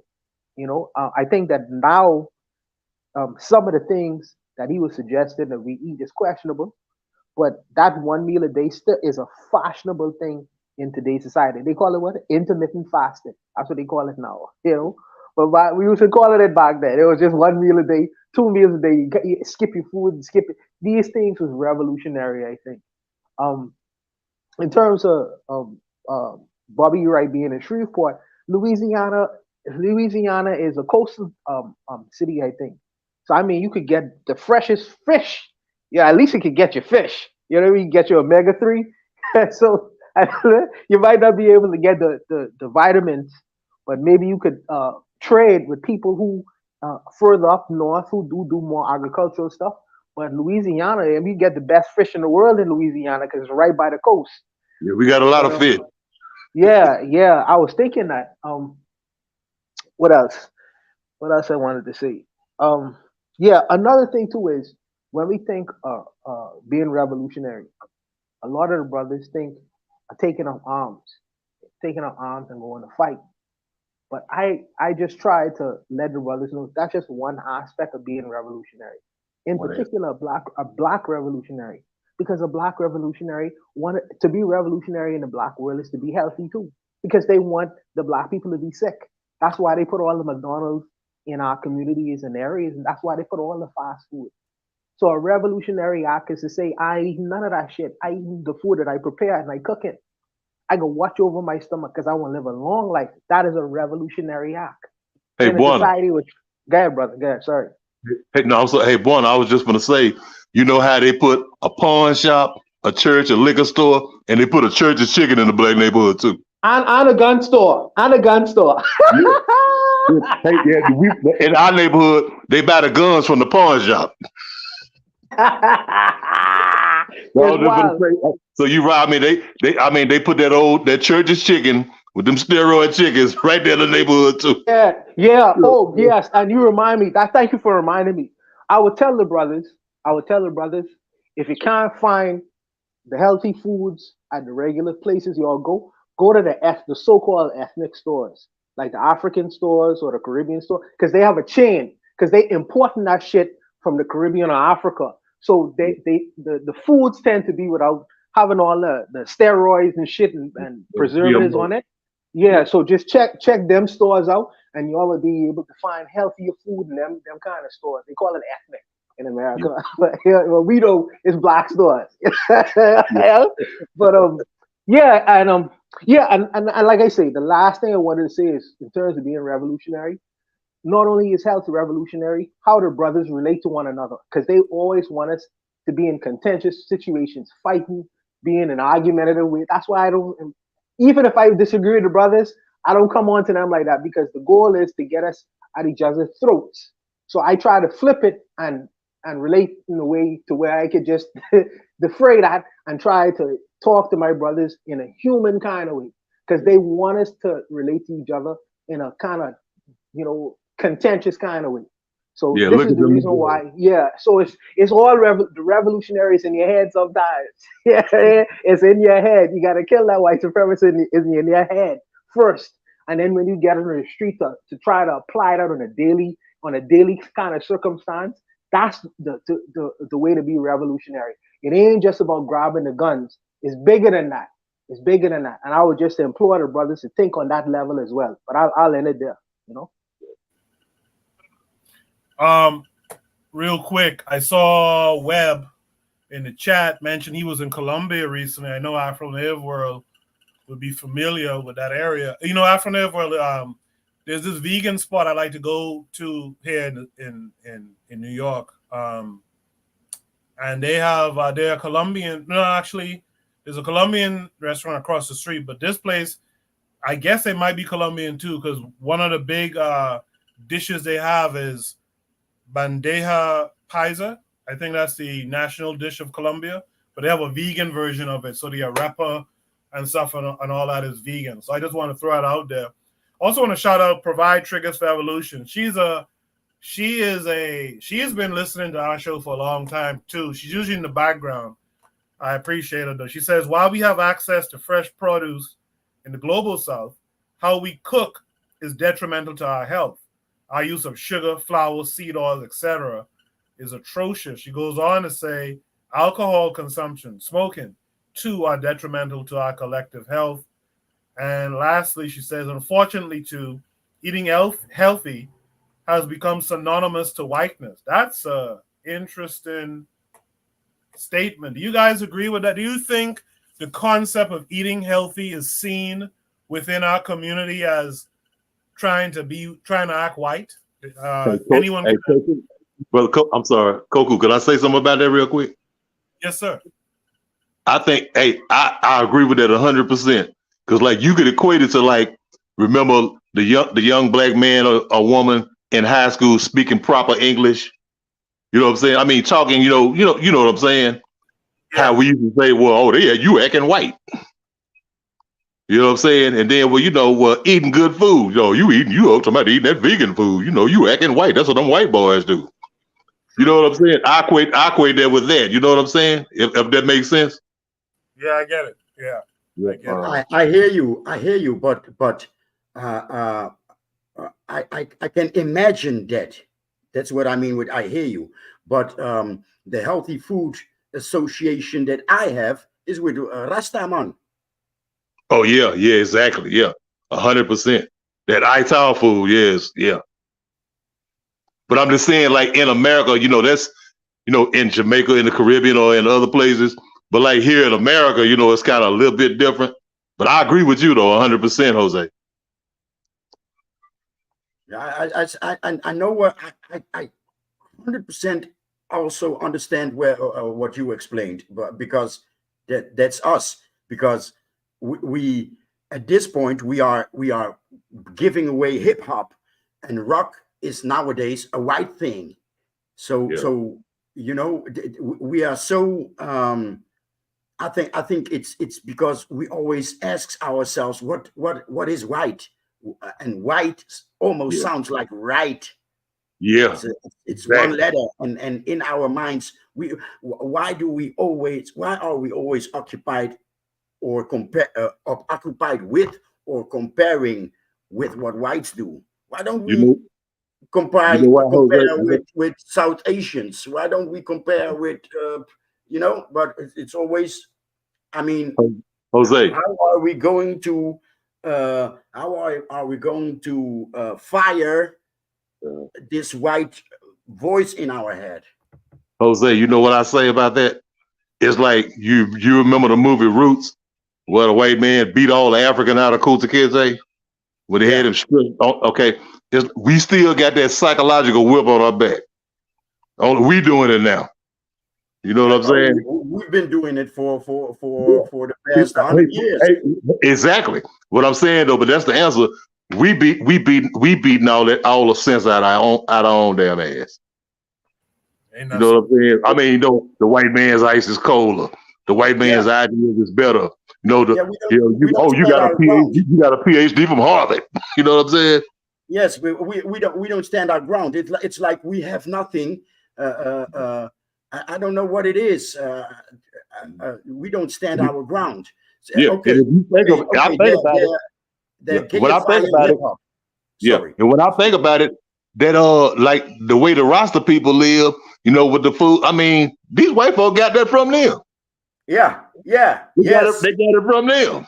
Yes. Like 10, 20 years ago. They got it from them. They went down there and got it from them. It would be whites on festivals with dreadlocks. That eat healthy, supposedly. And Jose, I'm gonna interrupt and I'm gonna shut up. One thing, it's a movie. When I was about 14 years old, 15, I seen a movie. It's a perfect example. You remember it was a movie called Countryman? No. Y'all remember Countryman? Where the two white kids, the white boy and the girl went down to Jamaica, and the Rasta brother had taught him how to, you know, he basically ended up saving their life, and how he was teaching them the Ital lifestyle, how to eat right. I watch Countryman. That's an old Jamaican movie. Okay. I mean, it was a perfect example, man. Now, I'm gonna be quiet, man. Let everybody else talk. No, it's all good. The conversation is nice. This is the first night in a long time where we've almost had a full house on the panel. I want to point out this comment from Afro Native World after I mentioned that dish. And you see why, again, I have to say it again. This is why I personally like coming and do Shoot the Breeze, because I learned something. So I'm thinking this is a across the country dish. And what he tells me here, bandeja paisa is a regional dish of the Central Andean region, mostly whites and mestizos, called the Paisa region. Black folks on the coast don't like that dish. Now I know something different, and I appreciate that knowledge. Also, provide triggers for evolution is dropping a lot of stuff in the chat too. So you guys make sure to check out what she's saying. Processed foods aren't good for you. Trigger Happy said if we study African diets, removing the colonial aspect, eating healthy is African. I believe that too. It is. The question of will Caribbeans, can African Caribbeans stop eating curry? That's blasphemy. That's blasphemy. You gonna have to wrestle that curry pot out their dead hand or something. Let me welcome in our boy. We haven't seen him in a bit. We welcome in Kevin Carre, man. Kevin Carre, how are you this week? I'm good. A little exhausted. You know, I had to jump on with this week. You're discussing health, and as a full-time. Peace, Kevin Carre. Huh? Can you hear me? Say peace, Kevin Carre. Hey, how you doing, man? Yeah. I had to jump on this conversation. I listen in the background about health, man. It's bad. It's real bad in our community now. But the other thing that people are not talking about, another issue that we're facing along with health is mental health. With now that New York State has legalized weed, now you're seeing all these illegal let me call it as it is, these Arabs coming in and selling this weed, and it's really affecting a lot of our youth. You know, I was looking, like, before the pandemic, it was not legalized. All of a sudden now, you know, as someone made a point on, I forgot what I was watching, is like from the hours of 8 a.m. and 3 p.m., the city is very much peaceful until these teenagers come out and start the chaos. But we got to start watching these stores. You know, they're selling us all this junk food, all this weed with the chemicals in it, and no one seemed to care. It's like we're into the age of nihilism right now. No one cares about anything. That's the problem what we're having. Like, I've seen in my neighborhood, we had all these health food stores closed down because no one is supporting them, or also they're being priced out. Thank you. I was I didn't finish what I was trying to say. We don't stand our ground. So and it's obvious in culture, like music. So we didn't stand our ground with rock. It got feminized and whatever that whites these twisted sisters made out of it, and then so we distance us from it. Okay, gone. Hip hop right now, the same is happening. But another thing. So my whole life I was engaged with youth, grassroots. You know, black boys in the streets, you know, handing out a hand, or telling them or showing them that they are somebody and can. And what I'm noticing is it's been maybe 20 years that I saw a teenage black youngster with an instrument. A real instrument, not a laptop, not a sampler, but a guitar, a drum, a bass guitar, or a saxophone, or whatever. It's been 20 years that I have seen black youth with real instruments. I mean, yes, we don't care. Oh, Nobody Jose, cares. can I say something too about that? Yeah. Have you listened, like, Koku? You're in New York City too. Remember when we were in college? You had different variety of music, right? Right. Now everything is just drill rap. This thing, it's so bad. You like just listen to it. It's just like demonic music. It's like the same beat. There's no instrument, nothing. It's just like a war chant. Huh? No care at all. Yeah, it's just bad right now. It's like it was like a flip of the switch moment. I have seen it. I said I can only speak for New York City. But it's like no one gives a damn anymore, and no one wants to learn. Like, you can tell them all you want about health, and you can show them, they don't care, because they've got to the point where they were on that phone since they were like little kids, and no one's paying attention. Now we have this major problem now with these kids. No one wants to learn anything. You can have all the knowledge in the world on the internet, but if you're not accessing, and the only thing you want to see is drill rap videos and whole culture, that you're not going to win. It's just sometimes you just got to separate yourself from this greater part of our society and build something new. That's the only way we can grow again. Provide trigger for evolution. Maybe these are the words, you know. So everything sophisticated, that's not for us. It's bourgeoisie. It's something on that frequency. I don't know what it is, but we have lost, or we are losing care completely. Food, our stomach is our brain. It's one big mess. Yeah, I think Jose said it well just now. I think it's just a thing with the masses. I think masses just kind of go with the flow, and I think that's the issue that we have. A lot of us are just going with the flow. It is what it is. You'll hear that sometimes up on this panel. People say it is what it is, and I don't really jive with that well. Like, I think when you're trying to do something different, you got to be something different. And I think we got to look into our health. Afro Native World in the chat mentioned curry, and he said it's not African. Are we ready to re-Africanize diets and remove non-African foods? I am. Really and truly, I am. I think it's time for us to eat in a way that suits who we are as a people. Clearly, the diets that we're under out here in the West, it's not for us. You know what I mean? It's not for us. We got to change it up. Thanks to everyone who commented on that prompt this time. Is there any last thoughts on that prompt? Yes, one. Go ahead. to Africa for at least 3 months, then come back to your Western diet, and you will know in the toilet or in your pants that it's shit that we eat here. Yeah, can I add to that? Someone, they said they left the United States. Didn't you know that's a big thing now? A lot of people are leaving the United States and just leaving forever. They said when they went overseas and they ate the food, they didn't feel as bloated as when you eat American food. They said you can eat a lot and you still you feel much more healthier and your mental state clears up. And yes, you're right about something. I did this experiment. I went vegan for like a month and it just felt different. I didn't crave sugar anymore. I didn't crave all that salt. It's just that the American there's three things. I call it the three-headed monsters. You got the medical industry, you got the food industry, and you got the one that promotes all that stuff, the media. They're if you can get rid of all three, we'll have a better life.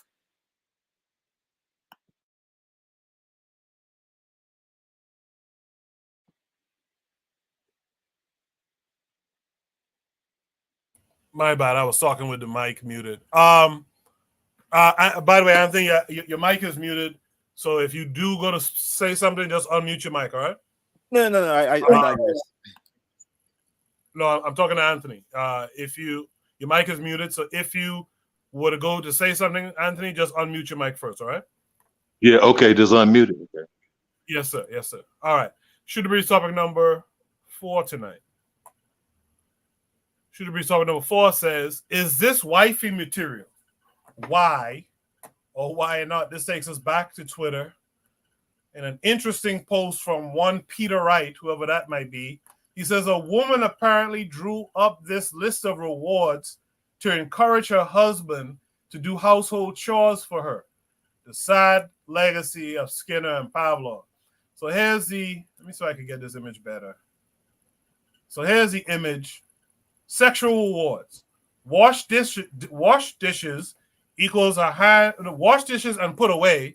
It looks like she put the put away as an afterthought. Wash dishes and put away equals a hand job.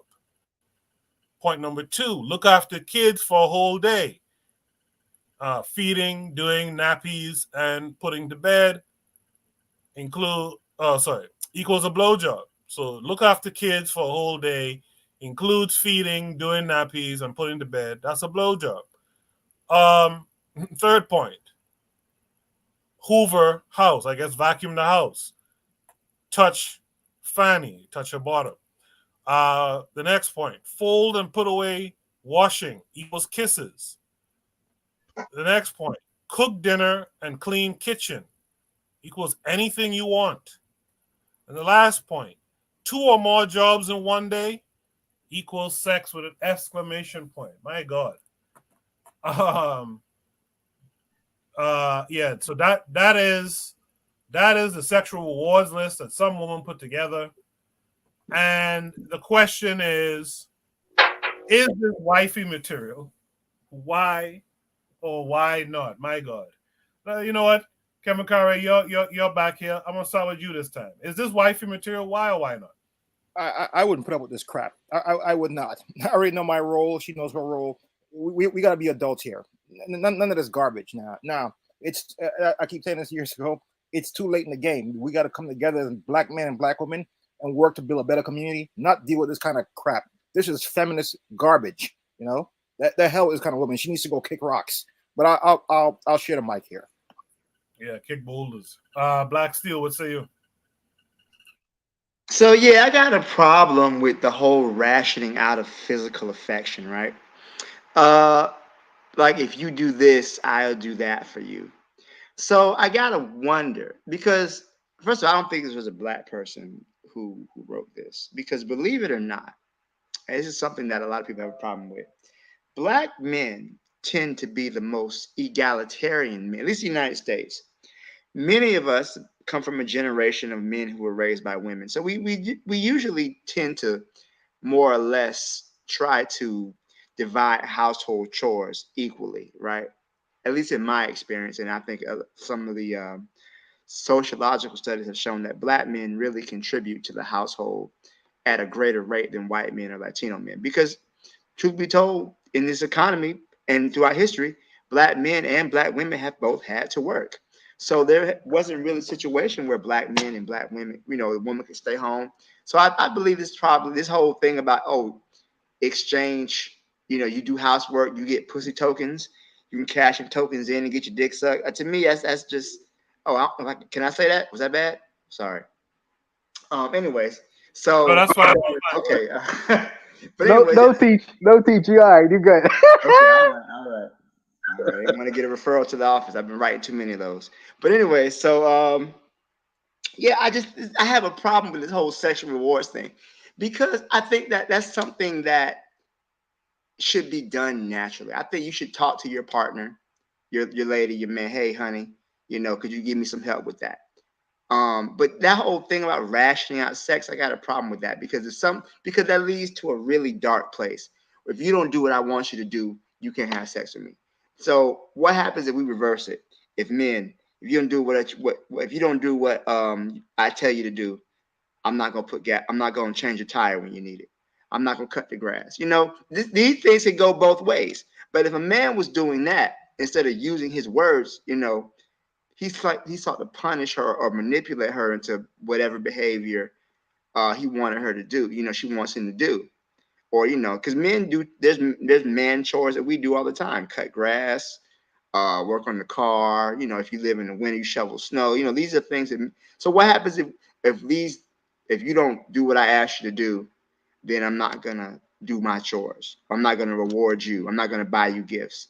It's just, to me, I just have a whole problem with that. We're all adults.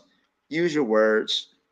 Communicate with your man and your woman, and y'all come to an understanding. This whole thing about, if you do this, I'll do this for you.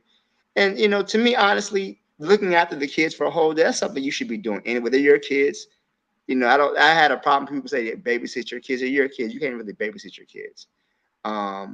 As far as washing the dishes, but most people have dishwashers now. I don't know. It's just I really I'm wondering what type of relationship he has with his man. Like, what does he do? Or is he the type of man, is he, the breadwinner and he's doing the majority of the work, so you want this man to work? I don't know. But the whole exchange of affection versus that, I have a problem with that. I do think it's a bunch of nonsense. I think you need to use your words instead of using your coochie as a bargaining chip. I'll leave it there. Thanks. I wonder if he bought a washing machine, will she blow the washing machine? I mean, or the what do you call that stuff again? The dishwasher. Will she blow the dishwasher and say, I mean, come on, man. This shit is just ridiculous. Anthony McPhail, what say you? Man, this is ridiculous. Hey, I'm just saying, for a minute, Koku, if you take the sexual aspect out of it, just for a minute, just check me out, roll with me. Take the sex part out of it. Don't that sound like a mama talking to a child? Absolutely. It sounds like a mama talking to a child. Hey, look here. You wash the dishes. No, you wash clothes. You wash your brothers and sisters. You know what I'm saying? I'm gonna give you your $5 allowance for the week or whatever. You know what I'm saying? It's that, cause see, I'm 56 years old. I'm 56, and my mama, when I was growing up, my mama, I got 3 other brothers, and we all had a time. Like 1 week, I washed dishes, I cleaned up the house, and then vice my other brothers. And my mama would give us an allowance. That's what that sounds like to me. If you take the sex part out of it. But with the sex part, to me, that's just ridiculous, man. Because you know what? Like the brother said, that's something that we growed up doing anyway. You know what I'm saying? Black family, everybody cleaned up.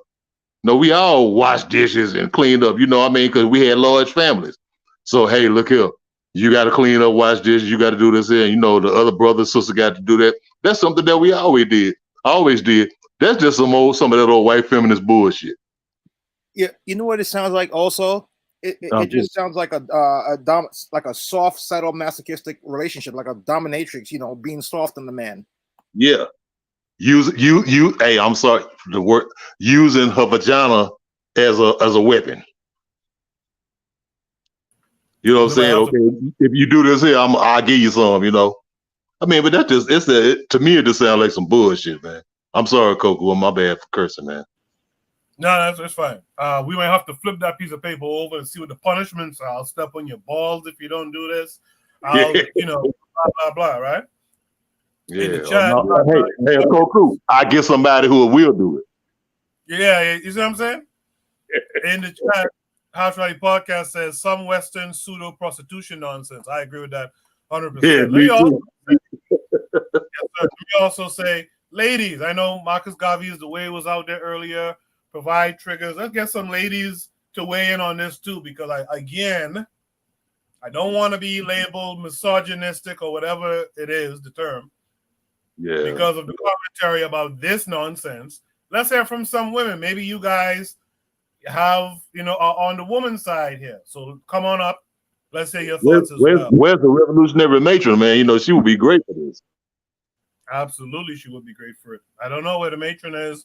Someone asked about Tan earlier. I don't know what's up with Tan, etc. But let's go to Jose. Jose, what say you? Yeah. It's the the other panel members make it a deep one. But have you thought about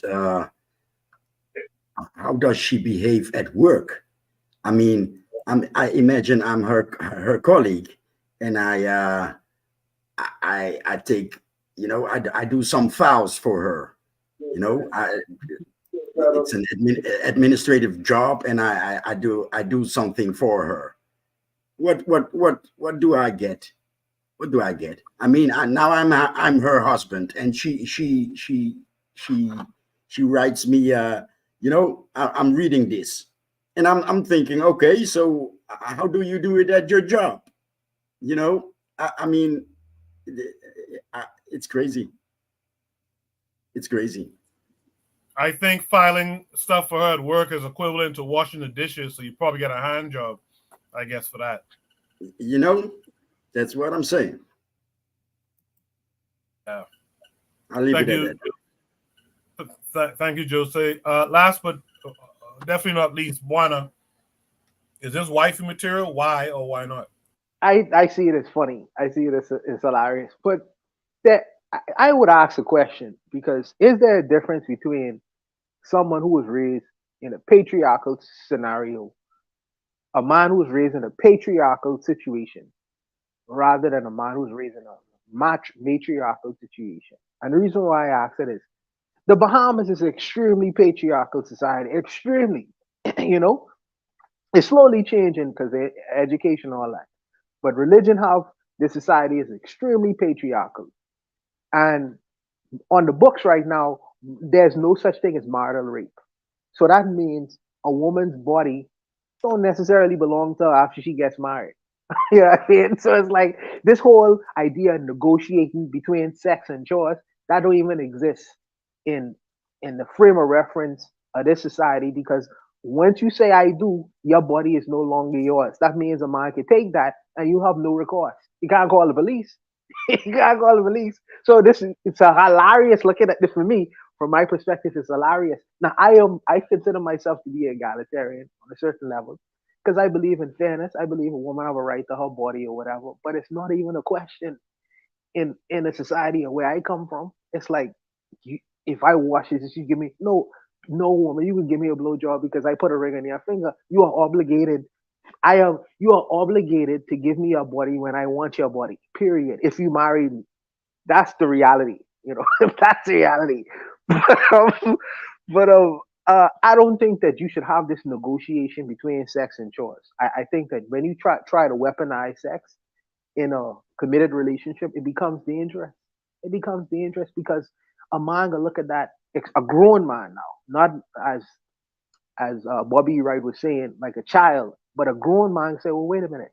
I just finished working 12 hours, been on a shift for 12 hours. I just finished paying this bill, that bill, the other bill. I just finished paying a mortgage. And you tell me I have I don't know the only way I can get a hand job or a blow job from you is because if I wash some dishes, get the hell out of here. What are you talking about? What are you talking about? You know, so I don't see it like that. I think that you should be able to convince, and but some men don't see it that way. Some men don't see it that way, and I don't think that you should weaponize sex.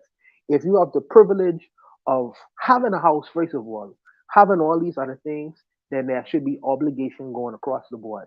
And if I have the privilege paying this and that and the other things, and you have the privilege of benefiting off of that, then you should have some obligation. And I have the obligation is sometimes giving me some sex when you don't feel like it. It is what it is. I just think that the relationships right now is so one way. It's like we was talking about it the other day. It's transactional, and the transaction is if you do this for me, I can do this for you. If you do this for me, I can do this for you. Well, maybe that's an implied thing in any kind of a relationship. That's implied. If I provide all these things to you, then the implication is I should have a right to these kinds of things. What I have to renegotiate with you now after having do all these things what man usually do, like pay rent, like pay mortgage, like pay the bills and all this shit like that. And now I have to renegotiate and say, oh, okay, it doesn't stop there. Yeah, now I have to wash the dishes. It doesn't stop there. Now I have to take care of the kids before you jerk me off. Come on, man. But that's in my head. Maybe I'm warped and twisted. So Juan, you see Star Wars, The Empire Yeah, Strikes I Back. see. I see Star Wars. Yeah, Darth yeah. Vader says, "I'm altering the deal. Pratt don't alter it any further." Oh man. If it's a renegotiation, you gotta let me know. So because if you're renegotiating the contract after and do these things, I have to be able to say, okay, well, I agree with this contract, or I'll step away from this contract and go somewhere else. Let me go somewhere else. Maybe I'm gonna be involved with some other woman who don't necessarily have all these restrictions and conditions. Don't just obligate me to these things and then you go renegotiate on me. Come on, man. It's nonsense, but it is what it is. I guess we living in a so-called modern world, so you gotta say that no more. Well, I want to address what Marcus Garvey is the way said, and she's definitely right in that there are some men who do no help in the housework at all. But I think that, and that could very well be the case with this person here. They're dealing with a man who does nothing around the house. Um, so yeah, I think that from looking at from a woman's perspective, what if you got a dude who absolutely will do nothing? You're stuck with not only you got to work because in modern times most households require two incomes. So here you are, you working, and as a woman, you got to work and you got to take care of the household, but the man doesn't help at all. I don't know. I think that, and just speaking outside looking in, everybody should contribute to the functioning of the household. That includes the children too. Once you get to a certain age, you got to do some chores, kids. I'm sorry, you can't be 16, 17 and don't know how to wash your own clothes, don't know how to clean the bathroom, whatever. Me and my son, we're gonna paint this house come summertime. So let's get ready. So you got to know these things. I think everybody who lives in the household should contribute to the household. So I don't know if it's something that this woman is experiencing where she gets no help, and this is her last resort where I gotta suck this dude's dick. Otherwise, this ain't gonna get done if I don't do it. So I can understand both sides of the equation. Hear that? I hear. I know. I completely agree, and I hear that. Like I say, I'm not unreasonable. I'm not unreasonable. By the way, Marcus Garvey is the way. You are absolutely right. I believe that there should be rape within marriage, but under the laws of the Bahamas, that does not exist. But let me say that I believe that there should be some level of reason. You should be able to reason with one another. And I think that this paper, this photograph, is unreasonable. You can't restrict me to these kinds of scenarios, man. It's like, are we negotiating? Are we in a business? Is this a business deal we making? I mean, a lot I of just people think will it's argue that ridiculous, man. marriage is a business. A lot of people would argue that marriage is a business. Um, so I could definitely see some people saying that it is a business. We have to negotiate. So I definitely could understand the point and where people are coming from. I just think everybody in the household needs to contribute. I mean, maybe help was the wrong word. Marcus Garvey is away, but everybody in the household needs to contribute to the functioning of the household in whatever way they can. Black Steel, if it is, sorry for interrupting, brother. If it is a business arrangement, tell the brothers prior to that this is only a business arrangement. We ain't swearing before God and man and nothing like that. This is an arrangement based on the state, a contractual agreement. So now I looking at this arrangement differently that I would with all the fluff that they tell you with the pastor, you have to go counseling, and then they tell you these kinds of ridiculous. No, no, no, no, no. Tell me that this is a business arrangement, contractual arrangement that we are making in regards to the state to bring together assets and all these other things. Let me know that I will look at marriage completely differently. I bet you a lot of brothers would. A lot of brothers would. Because even in a business arrangement or contractual arrangement, sometimes they don't last forever. Contractual arrangements goes to a point to where the arrangement is fruitful. And at that point, y'all could say, goodbye, and then we leave and go our separate ways. No harm, no foul. It don't play off like that in real life, Black Steel. I gotta say it again. Marcus Garvey is the way. You should come up. We should have a discussion on this. I think it's a chance to have a good discussion on this as a Black woman, to give us your thoughts. You mentioned you're a housewife for 20 years, and you said your husband sits and watch TV. It'll be nice to have that discussion, actually. We ain't got to do it for too long, but it'll be nice if you came up. I will also say, in defense of my hometown, what Buana is talking about comes from the Christian Council type stuff. See, that country considers itself a staunch Christian nation. And under Christianity, actually, there's no such thing as essaying your wife, right? It's because in a Christian marriage, you become the representative of like God himself, actually. It's like God, then you, then women and children. So it's like, what you say and do is like absolute. So that's where that stuff comes from. It's not just Bahamian people innately came up with this idea. You could just harm your wife and all kind of shit. No, they're following Christian principles, right? I think Anthony wanted to say something, but your mic is muted. I'll unmute your mic for you. Go ahead. Okay. Brother Koku, I'm sorry for interrupting. No, it's not. I just wanted to say something on that real quick.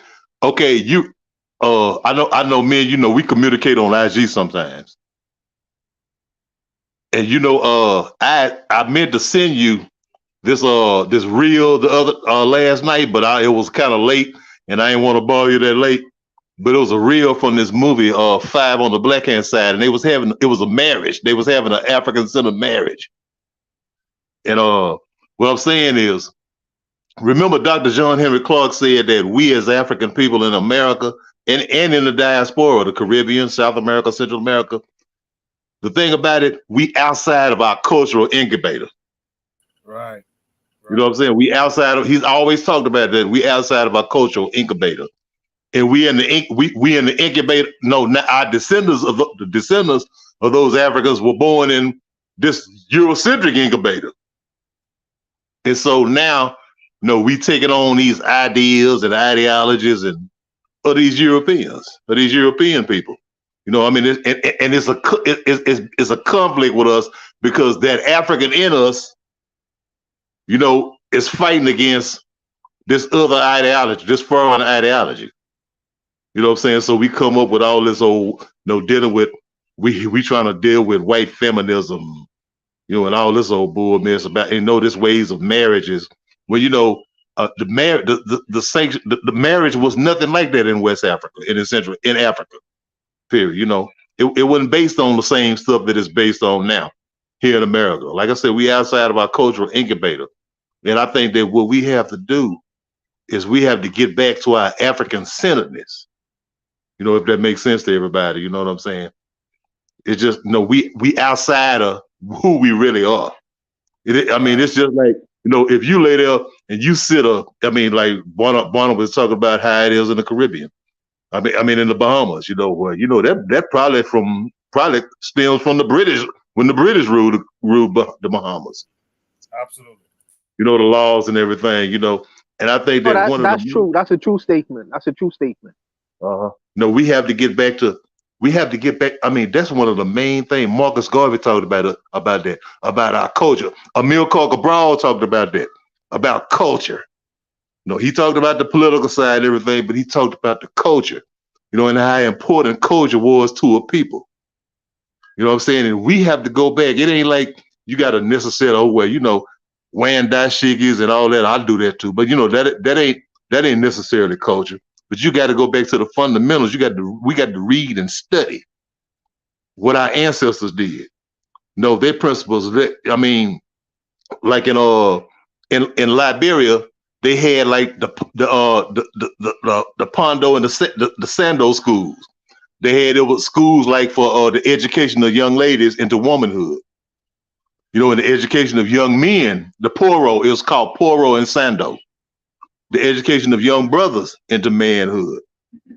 Here we gave a name like rites of passage and everything. But we don't do it from an African perspective, largely from what I've seen. We do it, we put African on it, but we really do it from like a Eurocentric kind of point of view. But we got to get back to that. That's one, I mean, before we could fight a revolution, man, we need to know what we're fighting a revolution for. True. It said before we fight a revolution, we need to know who we are. We don't need to be running around. I mean, we confused as hell, man. We think we Black Hebrews. We think we are Moors. We think we everything but African. You know what I'm saying? And that was one of the main things. That was one of the main things that the slave master did, to beat that African up out your ass. You know what I'm saying? To make you so disgusted with even thinking about being African. You know what I'm saying? And now here we go now, following these old ideologies about marriage and everything, when we was the first people in the world to get married. We've been knowing what a relationship was between a man and a woman, and knowing our roles and everything. I'm sorry for ranting, man, but if it kind of made sense, you know what I'm saying, I just leave it at that. You're speaking the truth, man. Keep going. Yeah, no, it's not a rant. I keep telling Buana that too. It's not a rant if it's making sense. So same thing I'll extend to you. But I do want to welcome in our next new panelist. Before I mention the name, I want to say I told this sister leave her husband and come and check me, but she never did. So now she's in the chat talking about what she's talking about. So let's welcome in Marcus Garvey is the way. Marcus Garvey, how are you this week? You are hilarious. Hey, peace and blessings to Marcus Garvey. I'm good. How are you? Welcome. Welcome, sister. Hi. Koku, stay shooting, boy. Stay shooting. I know, right? The AK-47. He is Don't hilarious. worry. I don't miss. I'll at least wing something. Trust me. But anyway, Marcus Garvey, you were talking about your situation. So you identify with this post on the screen? Well, one it asked if this is wifey material. It almost seems like the person who's writing it is a wife, so I don't think that should be a question. Unless it's a girlfriend or baby mother.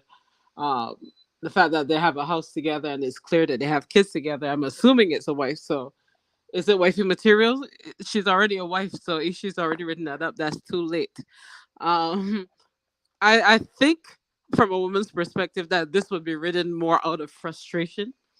To write that up to me is if a woman is with a man and he's literally not doing anything and she's like, okay, well, sex obviously motivates men, as we all know. So she needs some motivation. She needs some shit done. He needs motivation. So, it's clear he's not doing any of these things because it wouldn't be on the list. So this is what she needed help with. And this is how I get his attention. Should it be like that? I wouldn't say that makes sense.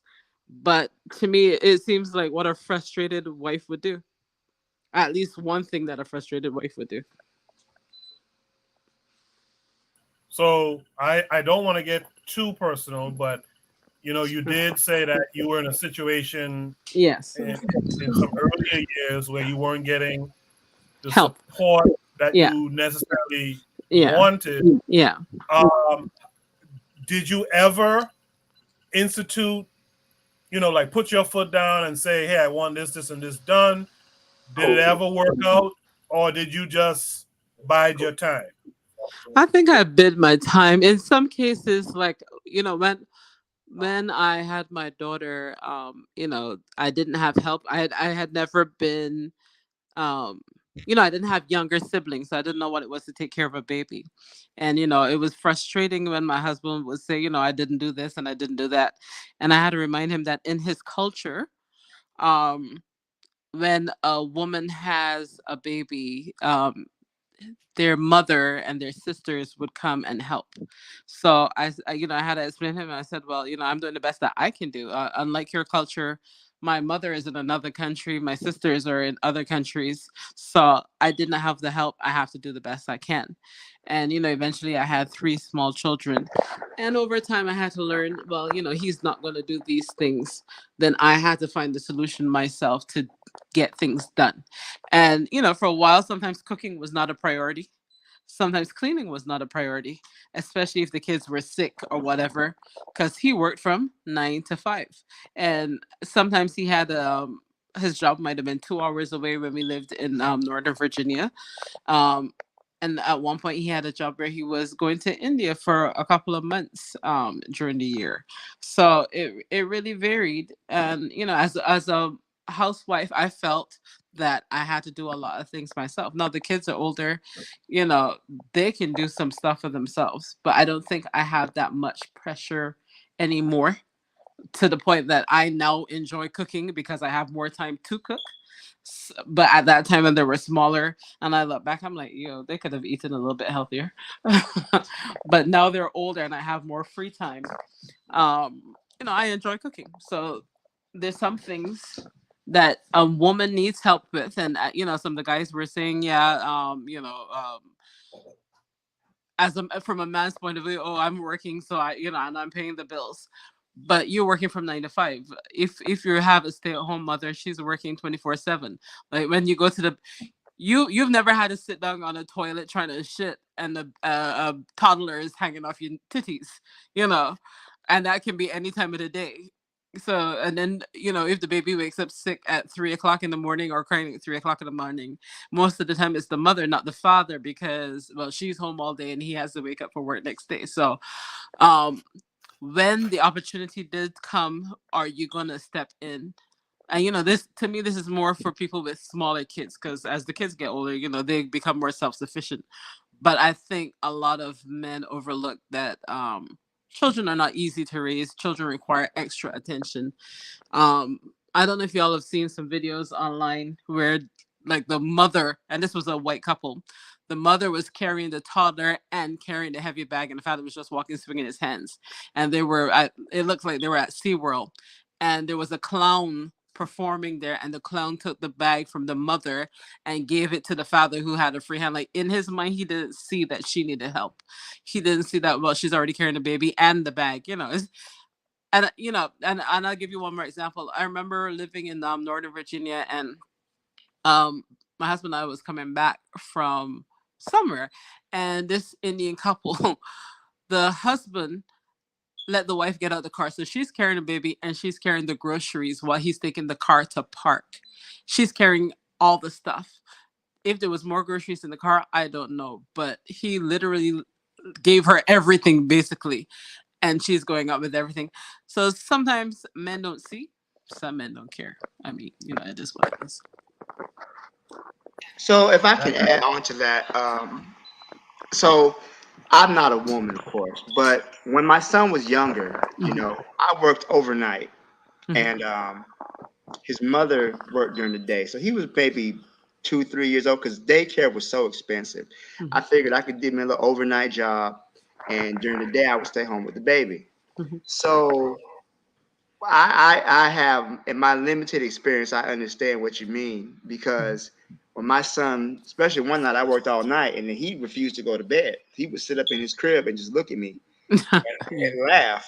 Yeah, Yeah. like, just go to sleep, just go to sleep. He's looking at it, he wouldn't go to sleep. Yeah. So that I understand that's a lot of work. So it does require, especially both people are working, it Yeah. does require two people to contribute to the household in Yeah. whatever way necessary. So if you cook, I'll clean. Yeah. If you do this, I'll do that. It has to be some balance. So I do understand what you're saying. As far as this woman, she's probably reached the end of her rope in many ways. I'm trying to do stuff with these kids, and you're sitting home watching football. Help me. I'll give you whatever sexual favor is necessary. Just give me a hand. So I think that really, like, you was to your point, this is somebody who's really just exasperated and they didn't know what else to do. Let me ask a question. I have a question to ask.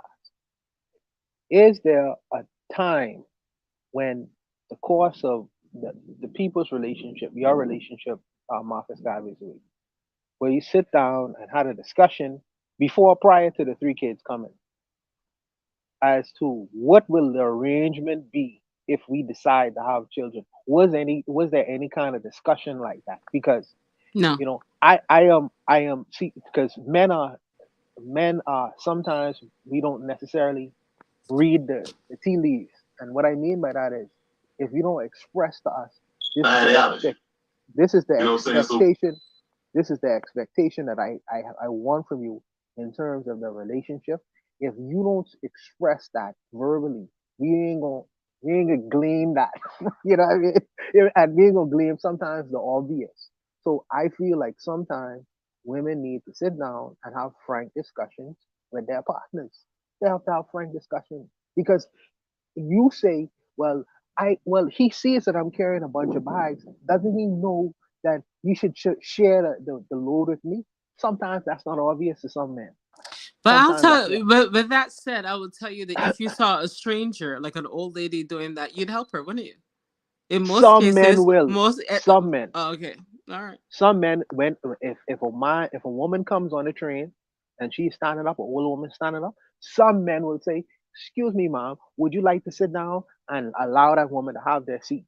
Some men, not so much.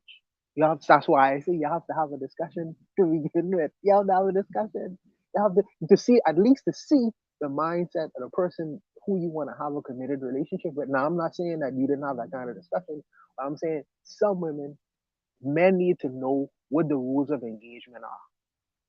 Because it's like, I am trying to make you happy, but how will I know that if I don't know, if you have not verbally expressed that to me? I like you. I think you're a beautiful person, but how do I make this arrangement with you work? What will make you happy? So I feel like women sometimes have to verbally express it to men. And women don't do that. They just expect it to be done without expressing it. And I feel like sometimes that's where the shortfalls are, I believe. I don't know. I don't know if it's mentioned because I was off. But in modern times, I frequent Africa a lot, and the housewife,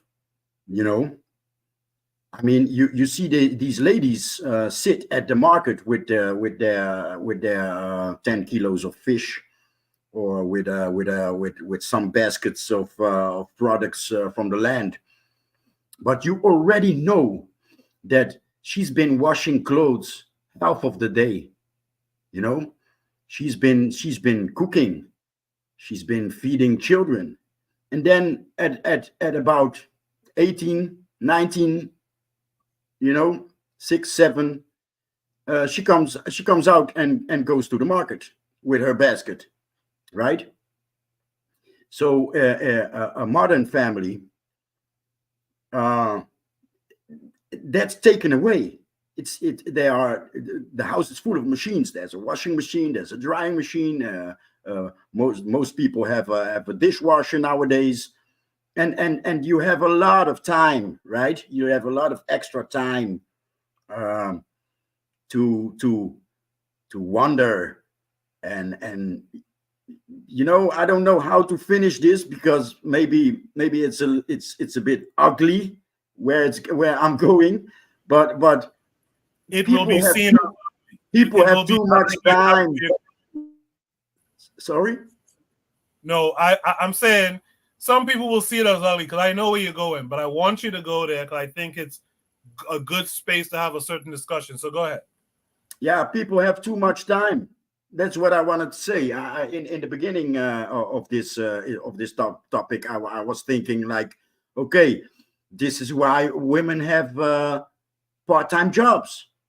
You know, a lot of women have a part-time job and not a full-time job. This is why you have a lot of spare time. So the spare time, you know, it comes from two sides, right? Okay, the cost of living is expensive, so a two income household can manage, but most of the time the wife has a part-time job.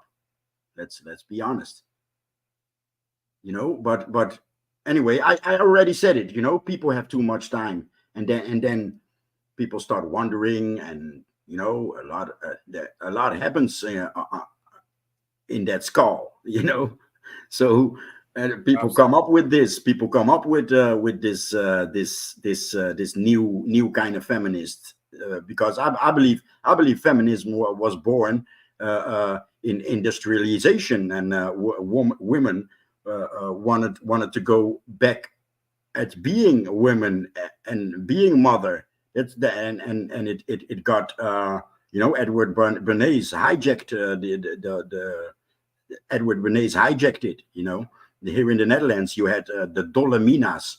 It's like the crazy broads. You know, a free translation would be crazy broads, and they hijacked the women rights movement of those days, and they sexualized it, right? And here we are. You know, is it wifey material? Yes, because she's already married. I agree, but is it? Is it? Yeah, is it? That's a good question. I'll say this piece too. What has happened? What Jose is kind of getting at is, and this has to do a lot with our basic just intimate relationships like boyfriend, girlfriend, fiance, that kind of thing, and even husband and wife, because there's this time to be on social media and to see other people living what you know, what they Thank put you. out there, the lives that they put out there. A lot of people now, a lot of our people, I'll just have to be honest. It might be happening with men, but I think it happens. And if it happens with men, it probably happens in a different way. But a lot of women look at it and they start to become a bit angry. It could bring some problems into your relationship. How is this broad over here in Dubai living it up, and I'm here working hard, and I look good, and you know what I mean? So there's that. But to get back to what Bobby E. Wright said, or Anthony said earlier, we're living outside of who we are. Like he said, we always knew how to deal with one another, but we're in this situation. This white guy created this reality where we don't have that old living arrangement, that life that we had back in the continent before we encountered these people. We don't have that ability where, let's face it, women were home most of the day taking care of a bunch of children, this, that, and the other, and men were out in the public sphere working farms, doing odd jobs, this, that, and the other. But also what we had back then too was the women had a community. So it wasn't just one-on-one like Marcus Garvey's way with 3 small children. There would have been a village, right, so to speak, helping her with that and taking her mind off of certain things and all these, you know what I mean? So that's what is the problem here too. And unfortunately, we haven't caught up with what has happened. This white boy has sacrificed people for profits, and including that people is family. He has sacrificed the family bad. He said, fuck that. You ain't gonna have no gal home all day cooking and making lunches so that this man and these children don't have to buy nothing out the road when we have all this KFC and McDonald's and shit out here that need to make money. People need to be rich. This man sacrificed all that shit. Back in the day, I remember it used to be a big deal if you saw a family with 2 cars. Why? Because families share everything. Right? The father go drop the children off, he can go to work. Right? The mother's home, she go cook, she go make lunches and this, that, breakfast and all this type of thing. You ain't gotta spend that money out the road. You know what I mean? But we are in a situation, and we need to really understand this situation that we in. We already at the bottom. This shit gonna tear us up worse. Marcus Gavies, I'll give you the last word on this prompt. I don't know what when you were saying that, it reminded me of, only here in America I've noticed, and I don't think in the Caribbean or maybe Africa doesn't happen, but have you noticed that only in America that a father will be taking a child to school and forget the child in the car, and then the child dies in the car because the car got hot and the father forgot that. Like, I've never heard of that. Like, how do you forget your child in the car? So it's like, everybody's so to what you were saying, like, everybody's so far removed from family and concept of family. Like, I've never heard, like, the Caribbean is hot, but I've never, in all the years I've been there, hear anybody forgetting their child in the car and the child dying in the car. It's like, it's just a weird thing. So people are so caught up in having to, grind, that family doesn't even become important anymore. So yeah, family is lost. Family is lost all important. Marcus Gabriel, I appreciate you coming up. Hopefully you'll stay with us for this last prompt tonight. Hey, Coco. Yes, sir. I'm sorry, Coco. I was just thinking about something you had just said a minute ago about the family. Remember, we had extended families. You know what I'm saying? In Africa and even in America and the Caribbean, at one time you had grandmama, you had uncles and aunties that all helped mama. You know what I'm saying? I mean, it was the whole take a village to raise a child thing. You know what I'm saying? As for now, I mean, these days you look at it and it's sisters or aunties or whatever trying to sabotage your relationship. Right. You know what I'm saying? Right. Talk about how bad the man is, or vice versa. You know what I'm saying? But we had extended back then in the days, like my mom and my dad, they separated when I was like 8 years old. I was about 8. And so, I mean, we had like my grandmama, all my uncles and everybody who helped my mom out, because, she was a struggling mother too. And she worked and everything, and then, had to come home and take care of us and all of that. But we had that network back then, and I don't think we have it as much as we have it now. So, I mean, what you were saying about the family, I think that was very important, man. And I leave it at that. I knock off right there. No. I don't. You guys have to apologize, man. If you have a thought, something you want to express, just go ahead. There's a conversation after all, Yeah. In the chat. Oh, just 1 second. In the chat, the Hash Radio Podcast says we still got extended families, but grandma and aunties trying to go out, date, travel, not watch kids. A part of that is because we have a lot of young grandmas. Yeah, 100%. Hey, grandmama ain't 65 no more. Grandmama 40 now. Grandmother 40 now. I remember when I was 40, I saw some classmates from back home. One of them in particular lives in Florida. She's grandmother, and I believe she might be on the way to being a great grandmother. And it's like, but you're my age. How are you a grandmother already? It's wild. It's wild. But Kevin Curry, you go, and then I got to move on to the next prompt. Yeah, real quick. Just to surmise something, as the matron will always say, it's too much within our community. Too much rugged individualism. That's what's destroying us right now. Absolutely. Thank you for that. So this will be the last topic tonight. I put a poll up in the chat. Make sure you guys vote. It seems the majority wanted a show that's longer next week, and it seems so far like 80% of people want it by 1 hour. So I'll close that poll soon, and we'll go with we'll go with what the stats say. at the end. Should it be topic number 5? Hopefully, my panel will be cool with that too. I didn't ask that. I'm sorry. Hopefully, the panel will be cool with 1 extra hour. Should we talk about good.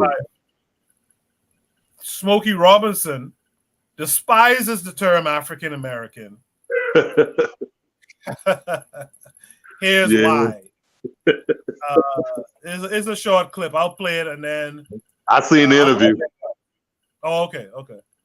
You have said you resent the idea of being called an African American, that Yes. you are a Black American. Yes. Explain. I think that when they call Black people who were born and raised for generations in this country, if you accept the handle of African American, that says that you don't accept being an American American. You don't accept being born in Chicago or New York or Detroit or wherever you were born. For generations, your family has been here, you know, built this country too. Sweat and tears and all that, you know, fought in every war, okay? So this is my country here. So I don't want to be called African American. I'm an American American. My people have died and done everything for this country. You have said that you resent the idea of being called an African American, that Yes. you are a Black American. Yes. Explain. I think that when they call Black people who were born and raised for generations in this country, if you accept the handle of African American, that says that you don't accept being an American American. You don't accept being born in Chicago or New York or Detroit or wherever you were born. For generations, your family has been here, you know, built this country too. Sweat and tears and all that, you know, fought in every war, okay? So this is my country here. So I don't want to be called African American. I'm an American American. My people have died and done everything for this country. Yeah, that's the prompt I was waiting on. Boy. Hey, the matron is out there. Matron, so glad to Peace see to you. the I matron. hope you're Peace well. to the Yeah, peace Peace to to the the matron. revolutionary matron. Hope you're well. Thanks for coming through. KW Dawn is out there. He said Black Nativist Bible. And I saw a comment from Buana in the chat. Buana said he's been listening to Tariq. And this is what I'm talking about. If you listen today, a lot of these pro-Black guys or the conscious community guys are talking some of this Black nativist stuff. What's that young kid, Yaki or something is his name? He was talking about how his grandmama, he used to sit next to his grandmama, who was a full-blown Indian or some shit like that. And it's like, you could just tell that the folks are corrupted by the talking heads out there. This is why you need to have platforms like the ones around here, so KWAZ Radio, where we talk some real Black shit.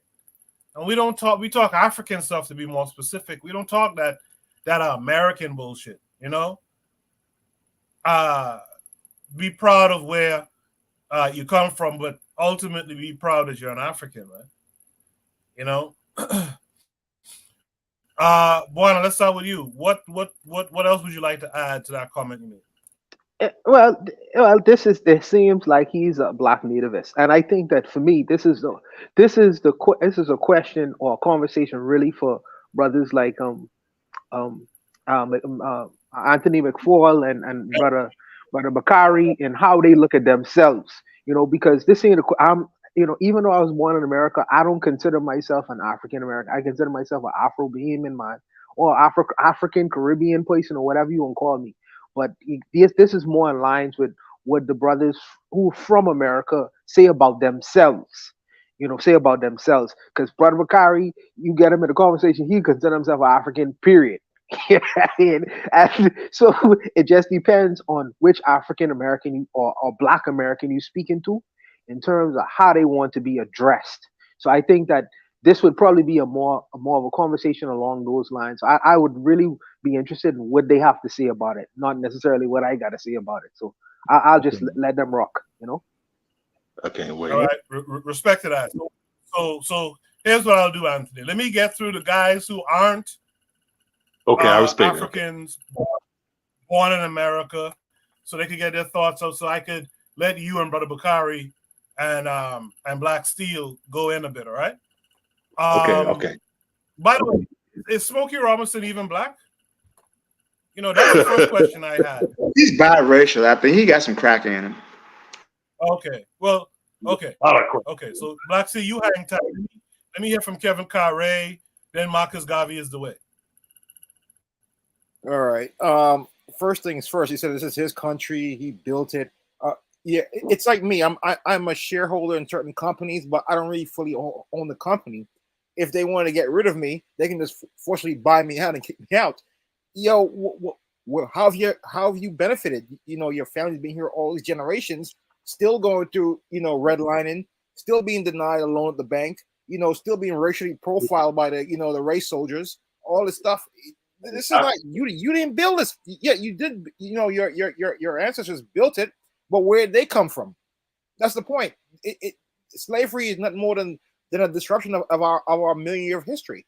This guy is, you know, he's delusional. He's still stuck and influenced by all this babble on the internet. I don't listen to that pimp anymore. I haven't listened to them in 5 years. But this is getting out of hand now. But at some point, we got to say, you know what?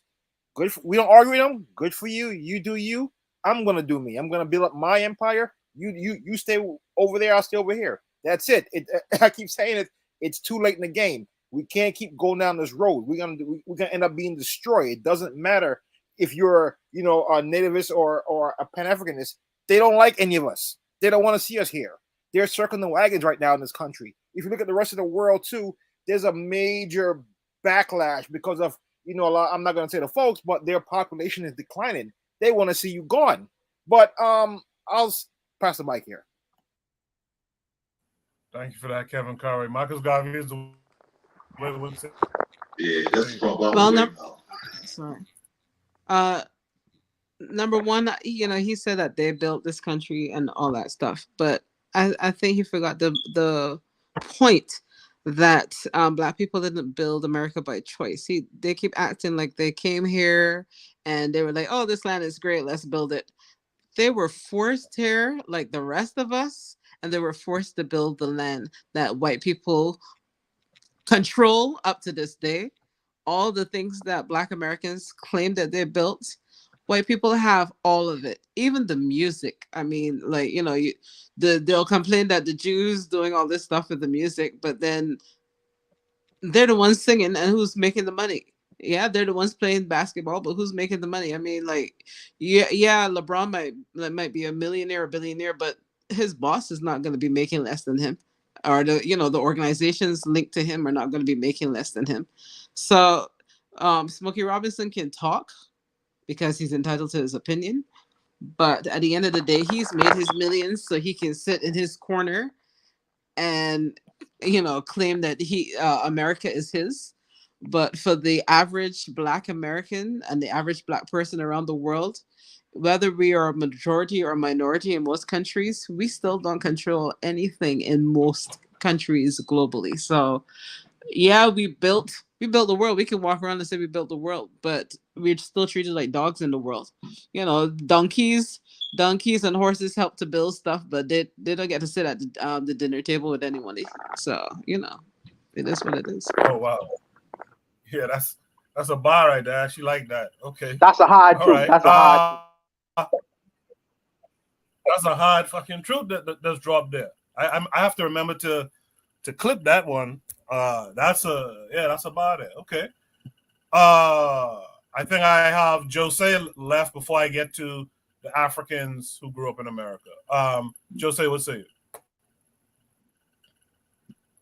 Yeah, I have the right to come directly after our African American brethren, because as you probably remember, I am Cape Verdean, and check the comment that I just put there.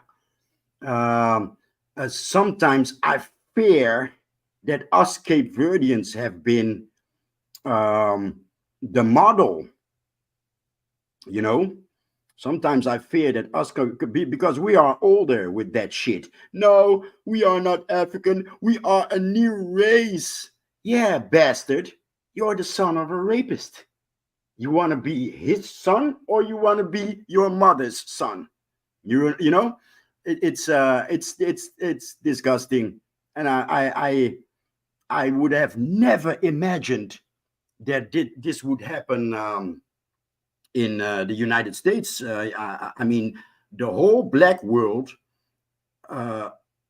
watches and follows Black Americans, and that's not because Black Americans are so special. No, just as I said, the Nazi have evolved.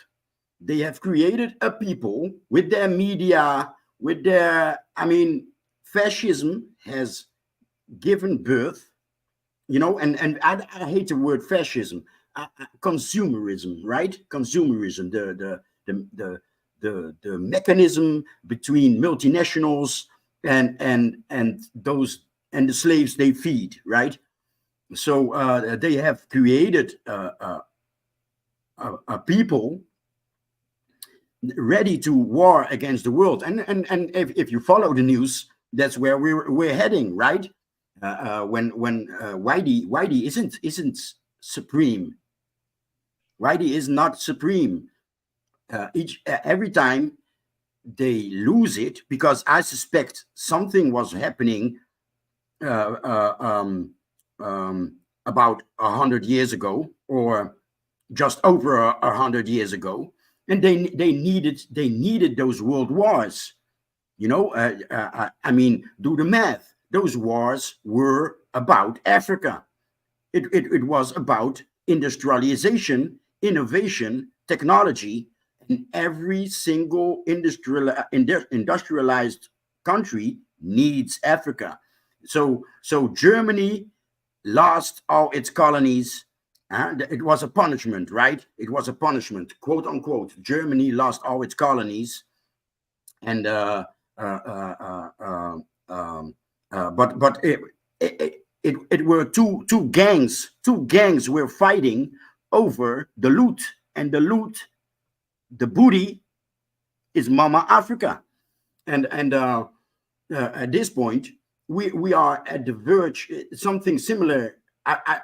What is happening right now, I believe something similar was happening at the end of the 19th century. That they feared that they lost it. Every time they fuck up, either they fuck up or the world catches up with them, and then they throw the board off the table, right? They throw the chessboard off the table when it looks like they are losing. And they have prepared. They are prepared. I mean, like I said, they evolved, and this time it's this distant, very big island called America, and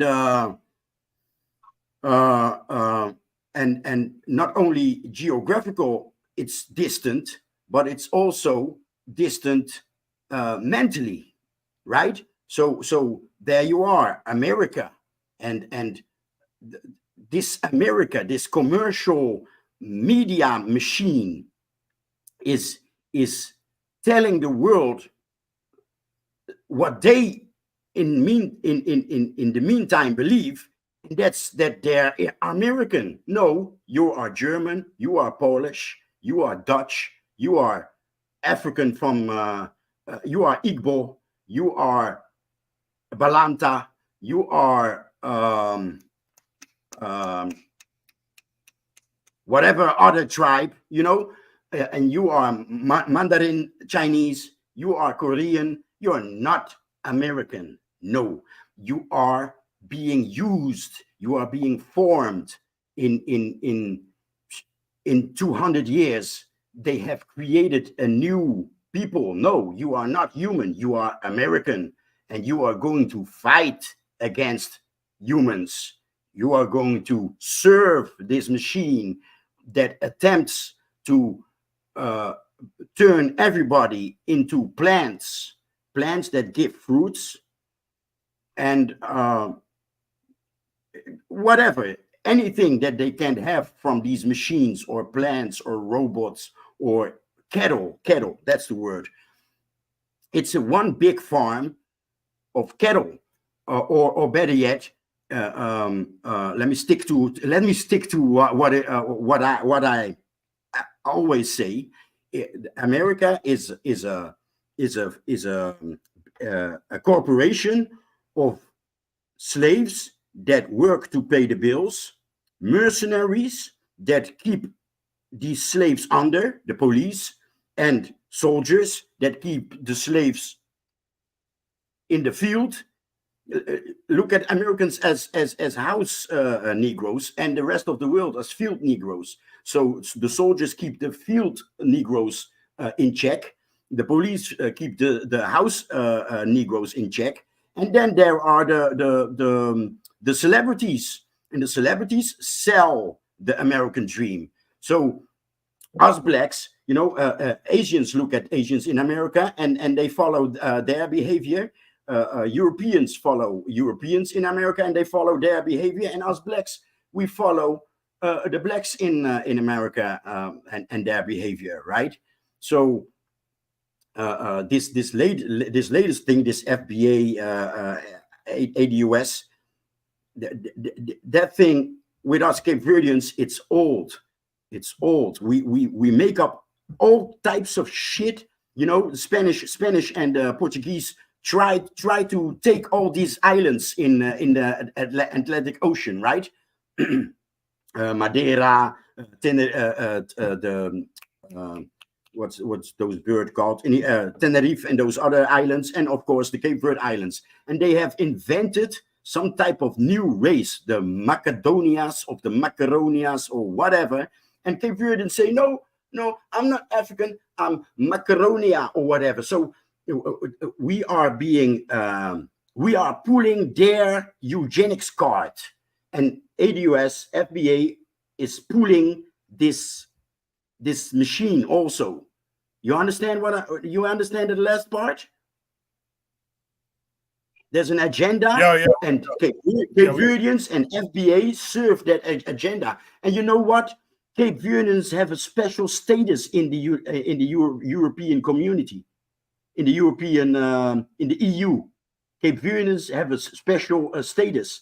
And when I heard those motherfuckers say that in pride, we have I know how you have been sucking dicks and kissing ass.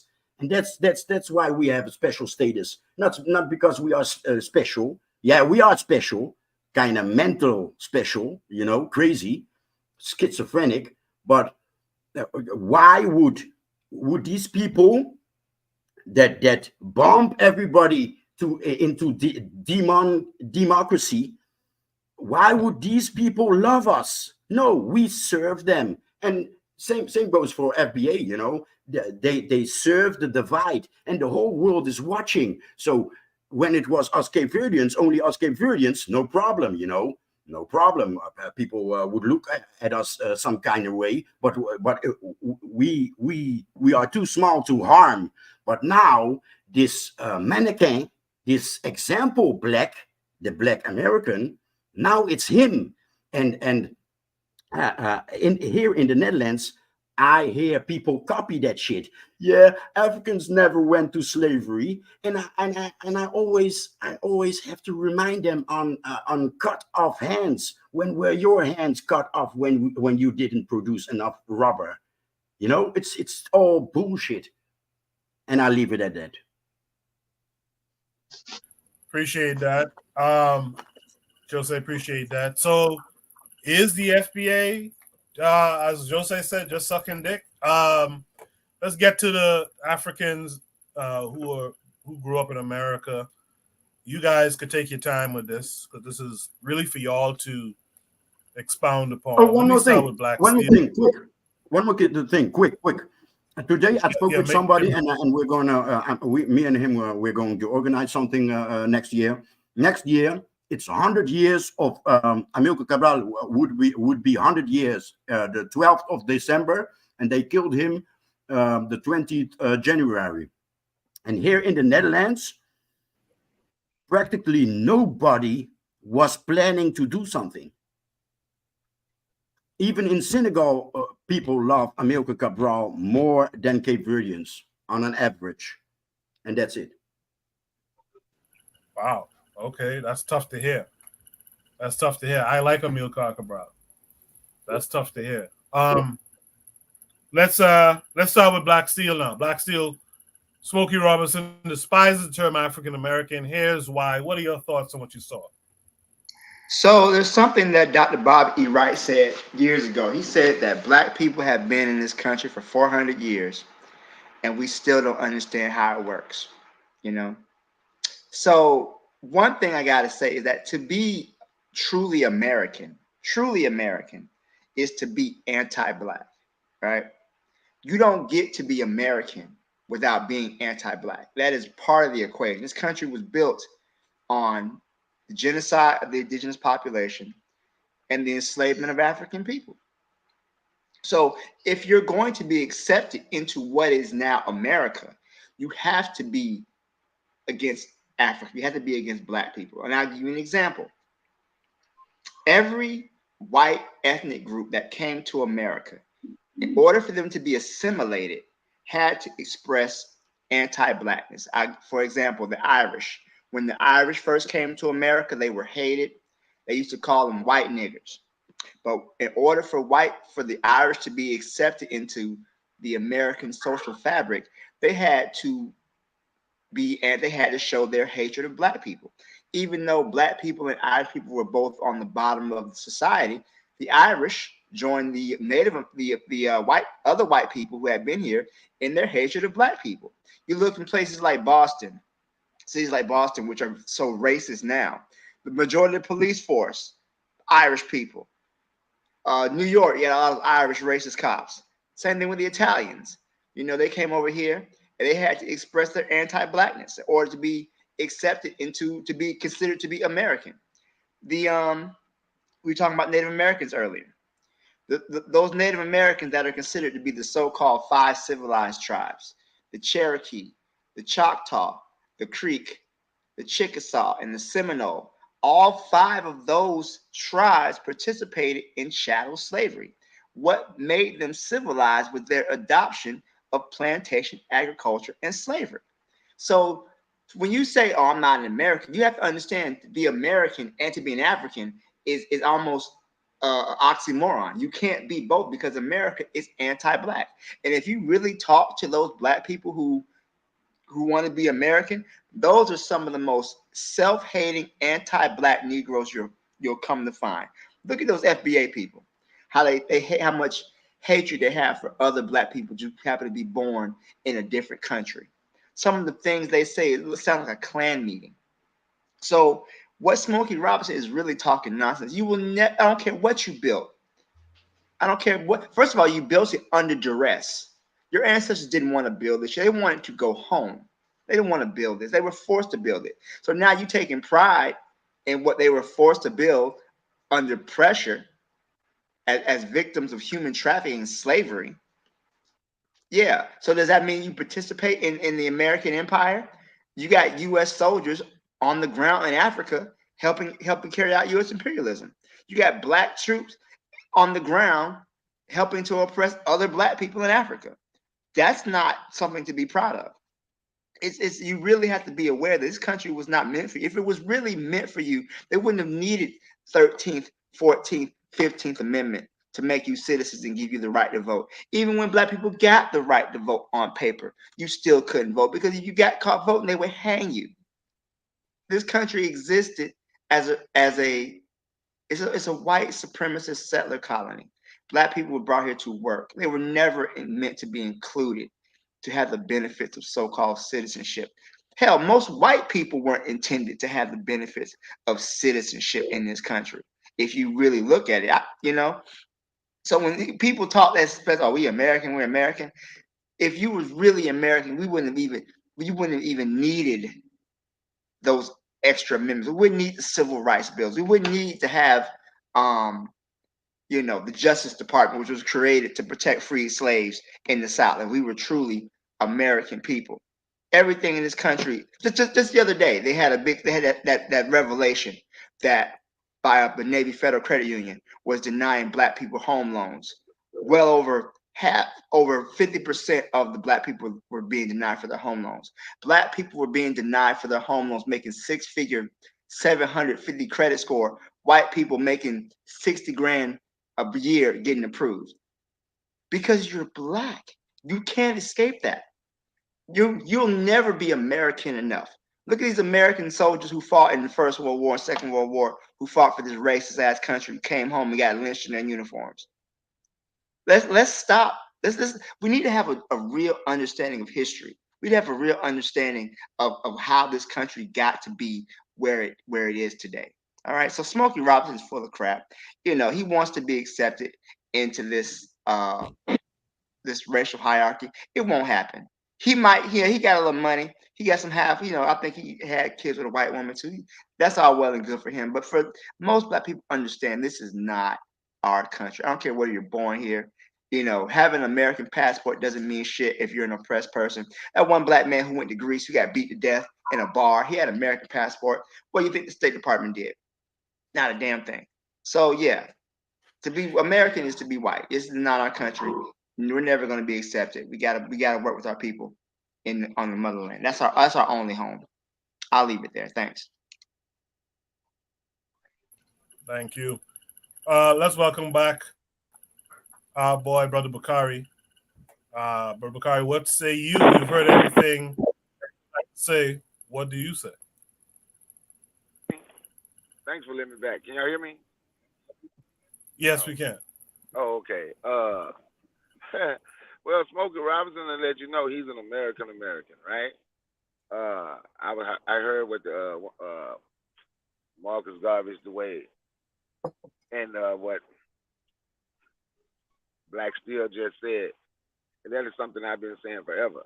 They said we built this country under distress, but I say we built the country. It's the same thing, but we built it with whip on our back, gun to our head, and dogs at our ankles, right? So one of the most disrespectful things, one of the most immoral things in the world, that's what I was talking about today, moral and immoral. One of the most immoral things is for you to you have been beaten and you have become so submissive to where you are willing to disrespect your ancestors. Don't call him no African American. He's not an African American. He's American. This is his country. I always ask people, explain to me how it's your country. Explain to me how it's your country. So now, I heard somebody say earlier, they were listening to the guy. He been listening to the guy that started FBA. That's not necessarily so. But not being African, that's an old argument in this country for people that wanted to fit in. Just like, have you ever heard the Moors say, if you dress like this or if you put this hat on, they look at you different, right? Y'all ever heard that? That's an old that's old stuff. Come back like right after slavery. Actually, some of it during slavery, someone that became free with the Moorish thing.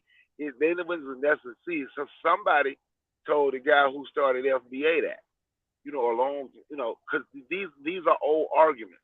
That's why I always ask, if we know any elders in your family, if you know any people in your family, or ever knew anybody in your family that was born around the 1920s or before, that y'all ever talked to them. These are really old arguments that's just being rehashed to create more confusion, right? I understand what Smokey Robinson was saying. Now, once again, understanding don't mean I agree.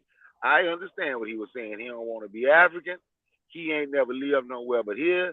He want to be an American. I think it's nonsense, but I understand. So I let those people have that. But for everything that we have been through and everything that black people in this country continues to go through, and we can look and forget it and think just because we say we are an American that things is gonna change.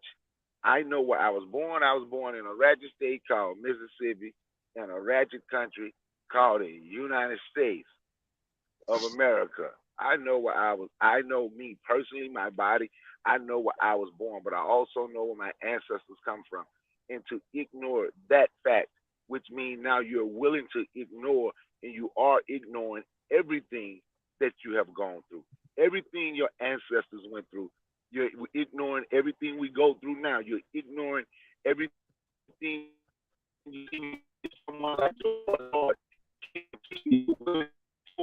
because now that's America. And once you accept you just America and you want to be accepted into this American grand scheme of things, what's the easy target is always black people. I'm glad, Black Steel said something about the $5 engines. He said something about the Irish and Italians.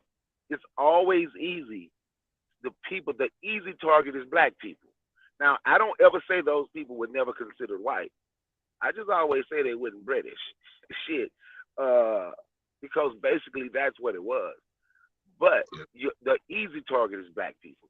So if everybody else beat you and kick you down, eventually what I say about how black people talk about one another on this goddamn social media, pardon my French, one of these days it's going to get through your goddamn skull. The way you treat us, we have turned. Now, we don't say we're American, we will still say we're African. But we have turned and we do the same thing to each other that other people have done to us for acceptance. So in the process of all this of beating up Smokey, I would ask the question. For the people who never have nothing good to say about anything, what's the difference between y'all or them and Smokey? There's really no difference other than Smokey said, don't call him African, he's American. But the ones who might say they're African and find everything wrong and can only search for all of the bad in black people, we have turned and did what he said the Irish did, the Italians did, the goddamn Native American KWAZ, whoever the hell they are, what everybody have done. Now we are turning around doing it to ourselves. You know why? Because we, believe it or not, it's because we, the people that say they're African, we are searching for that same acceptance that everyone else has gotten. Because if it wouldn't, we would not be fighting and doing ourselves the exact same way all of the time. On that, I yield the mic.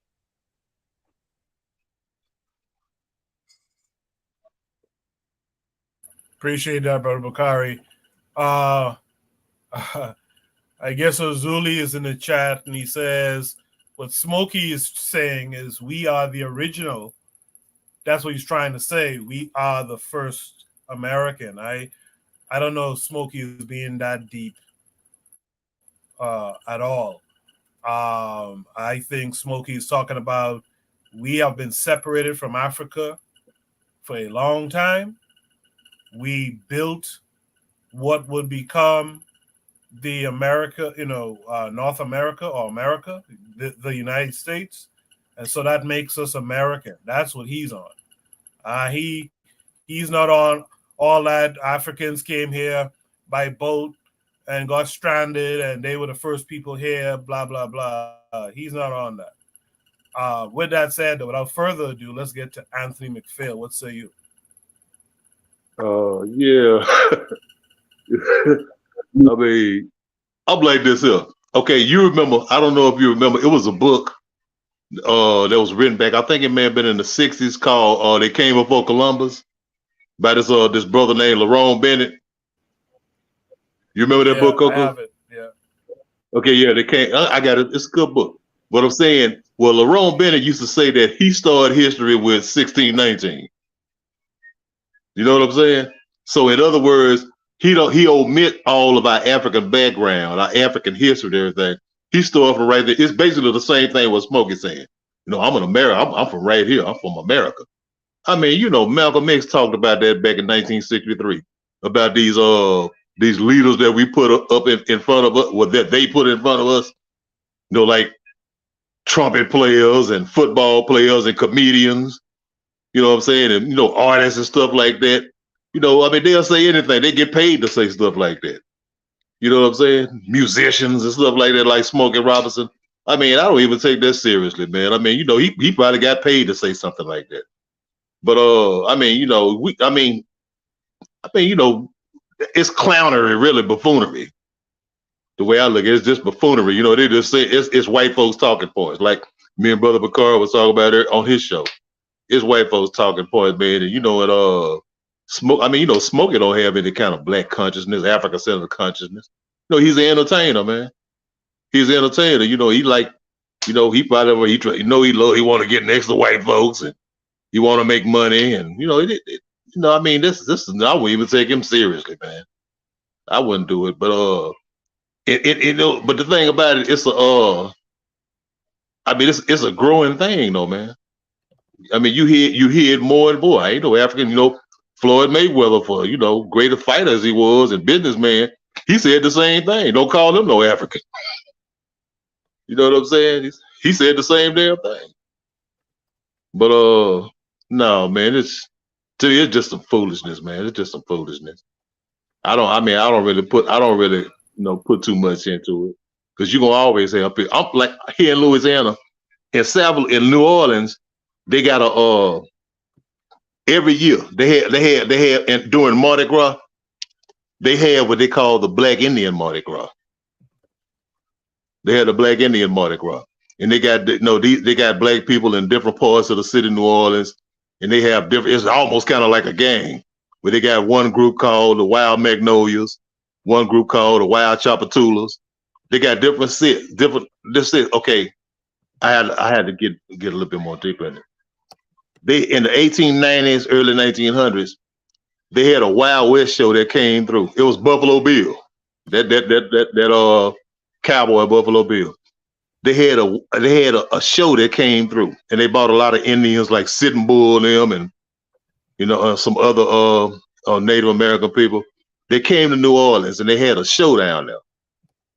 After that show, you start seeing these Black Indians, the Black Native American. You know, they start having a whole festival about the Black Indians. Next thing you know, people down in New Orleans was talking about they wasn't black, talking about they was Indians. They was indigenous people.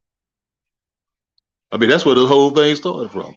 Talking about they was indigenous. I mean, and every year at Mardi Gras, they got a whole festival about the natives. I've been to it before, where they dress up in these elaborate costumes, and if you look at the costume really from the Caribbean, from Trinidad. Well, Trinidad and Tobago. I mean, it's because there's a lot of West Indian culture in New Orleans, Haitian culture, Trinidadian culture. You know what I'm saying? But that's where all this old indigenous stuff started from.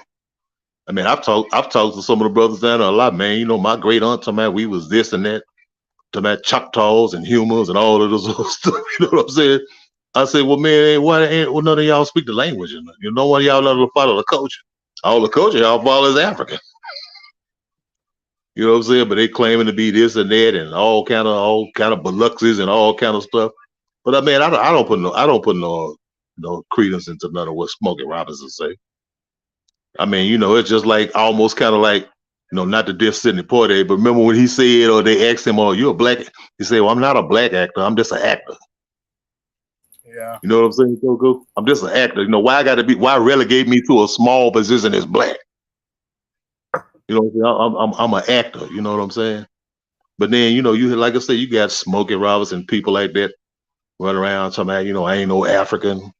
I mean, and like, you know, because it's some old stuff, man. You could trace this all the way back to the Moorish Science Temple and Noble Drew Ali. You know, they're talking about we ain't no black people, we ain't no Africans and all this, we Moors and all this old foolishness.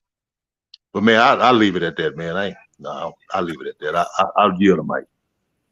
Yo, can I say something right quick? Can I say something right quick? Yeah. Like with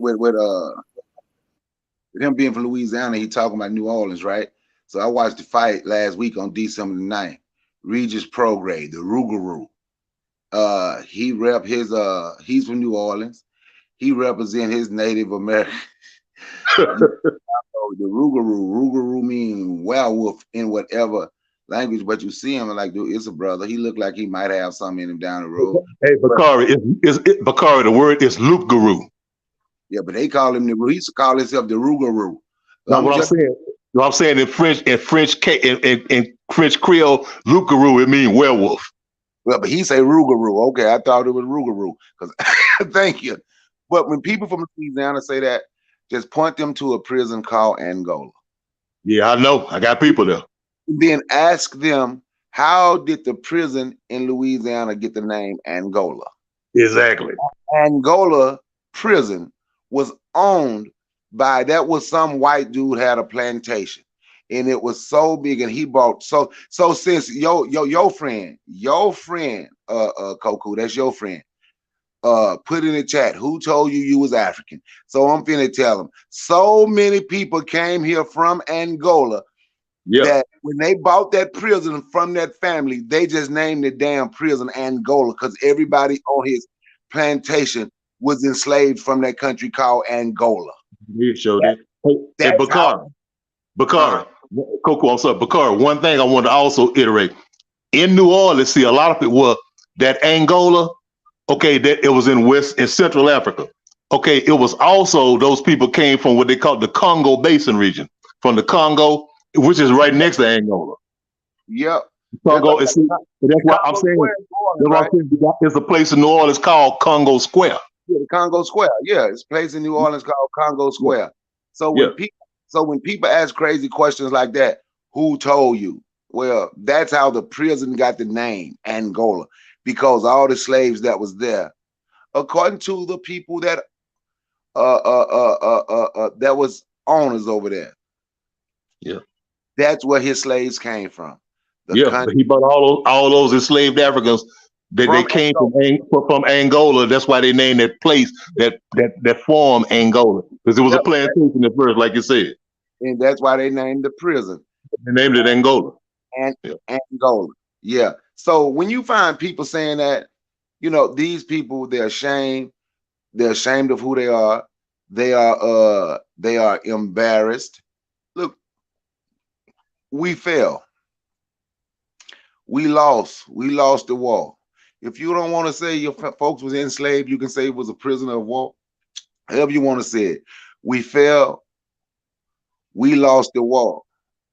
But, we lost those battles. We still here. Now it's just up to us to fight.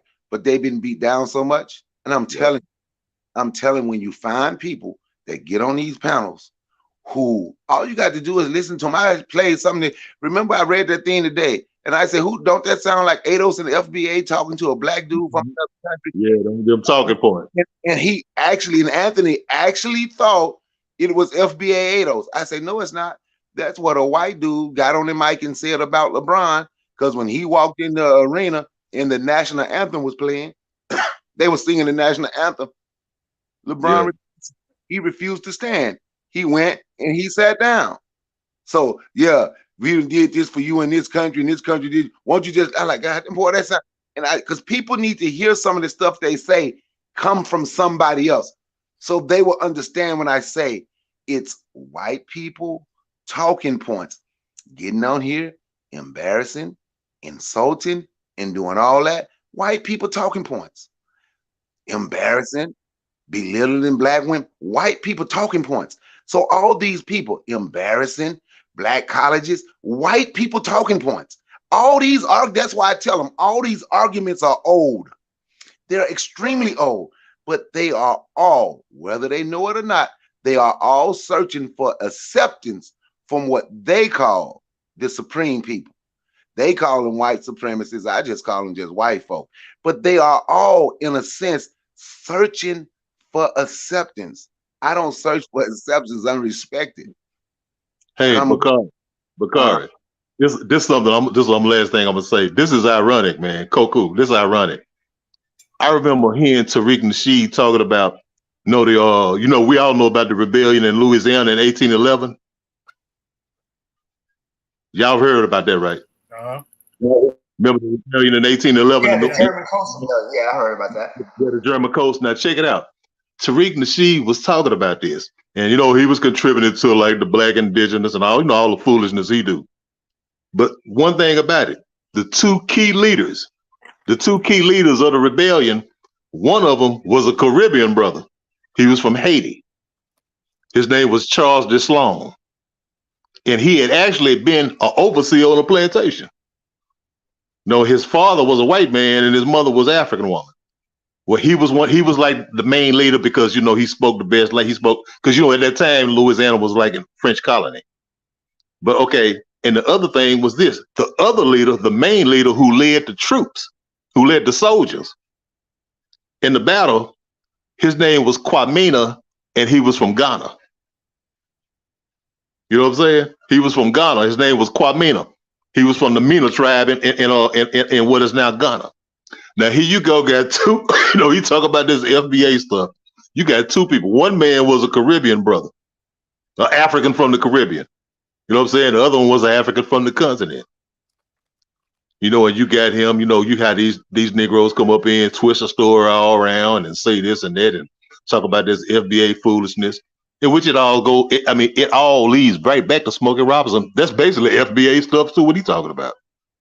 That's absolutely FBA. I'm going to go. I'm an American. Man, do you know what an American is? American is a European colonizer. Is a person who came from wherever in Europe, Britain, France, Spain, wherever, came over, stole these people's lands, enslaved them, killed them off, then brought us over here and enslaved us and did the same bullshit to us.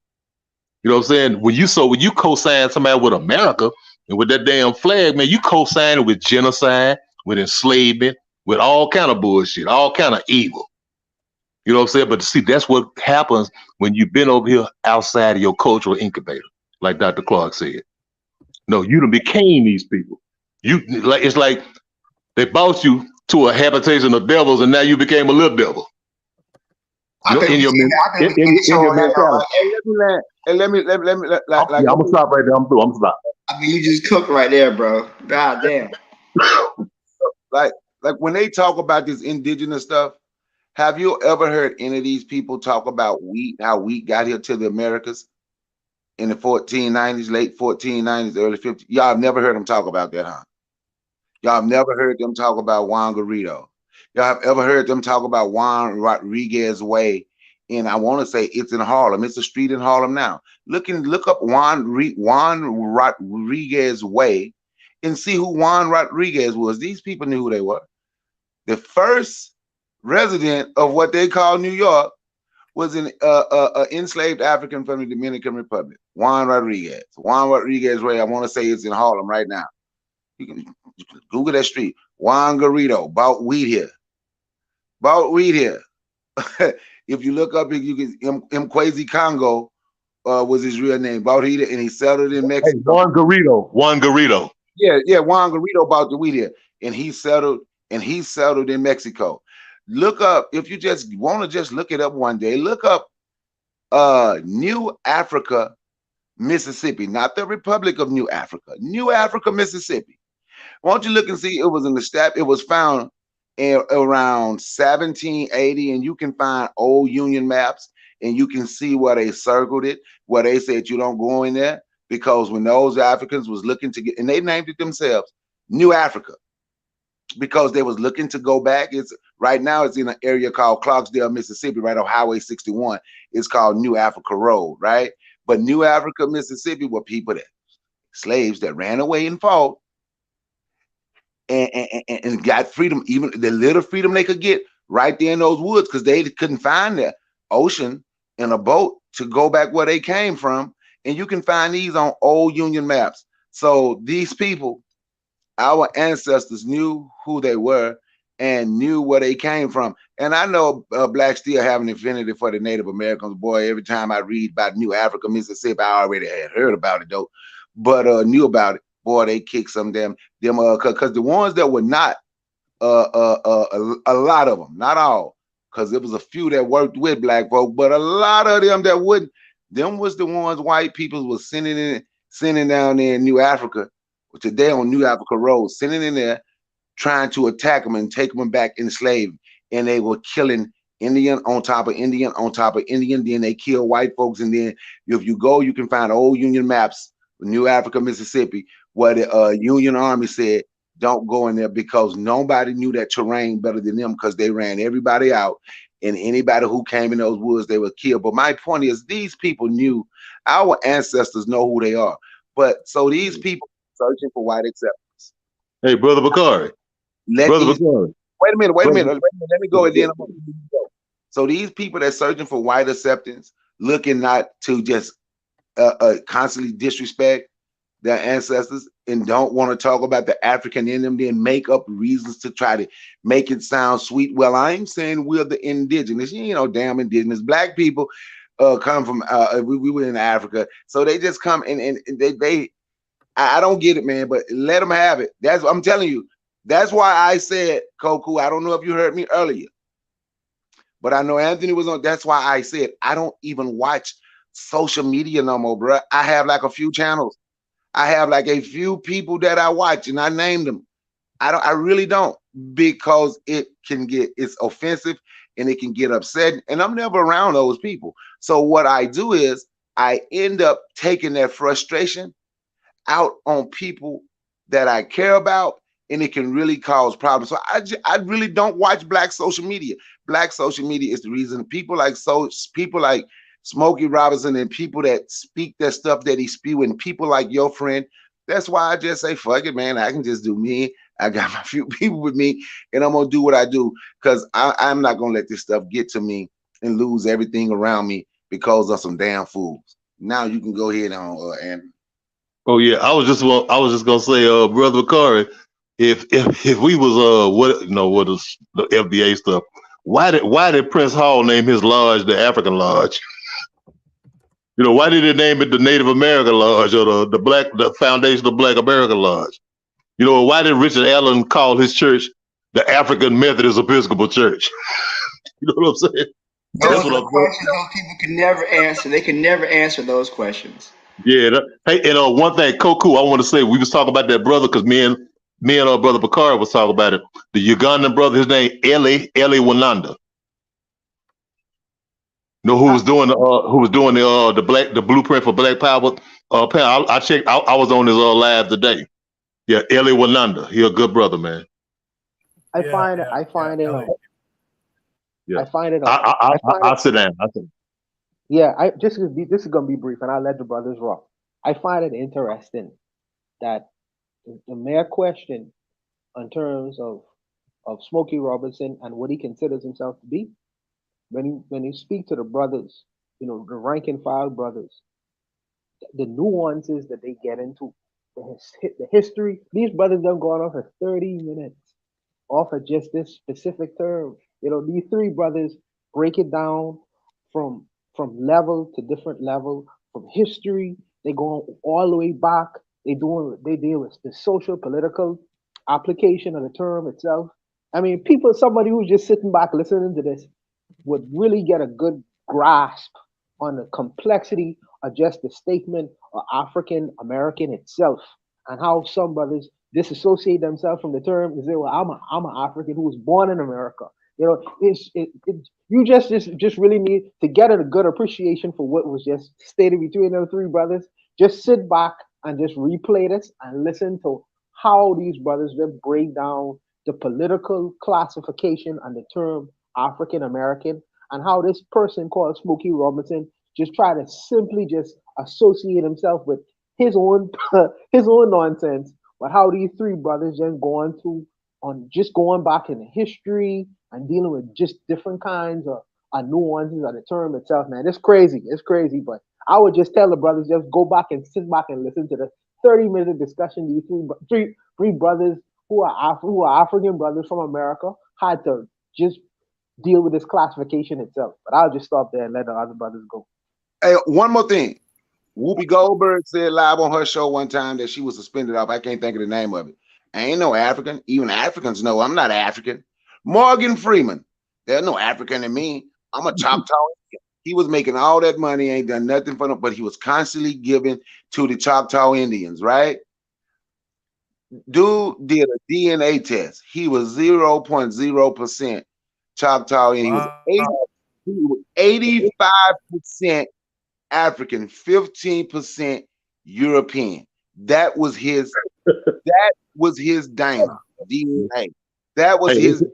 yeah, they say the average Black African American. I hate saying that word, but just for clarification, they say that the average one of us is like only 2% Native American. Yep, but you know why I hold on to African American? You can go back and you can see our ancestors called themselves African American because we were Africa, but we did live here. So yeah, they called. I can respect that. I can respect that.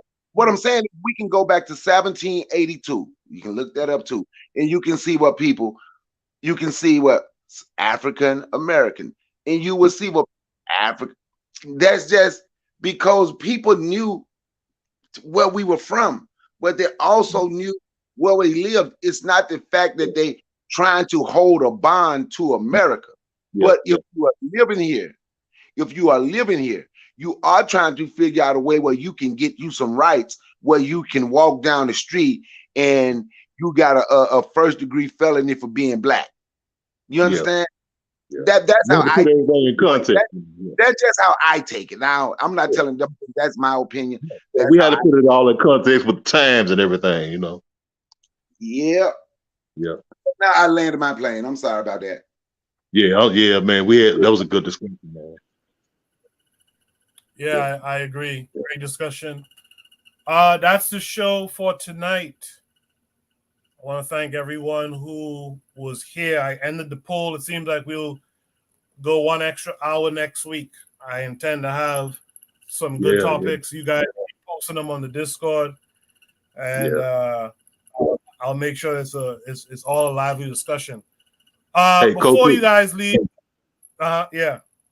Hey, Coco, I just wanted to say, man, thank you for letting me go on the show, and thank you for you and Buona Hagaziki, Black Steel, and all of y'all. I love Brother Picard. That's my brother. I love him, so I'm with him 100%. I mean, thank y'all for letting me on the show, man. I don't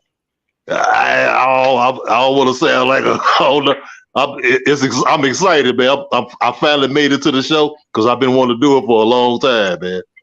And I just it's one of the best moments of my life recently, And so I just want to thank you, man, and thank you for the show.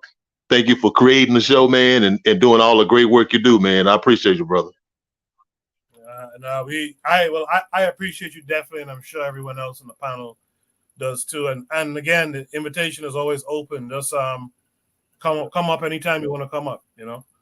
Okay. But before you guys go, I need to get a shout out from you guys. You could shout out something positive that you saw this week in the African world. You could shout out something that you did, whatever's the case. Let me start with Black Steel.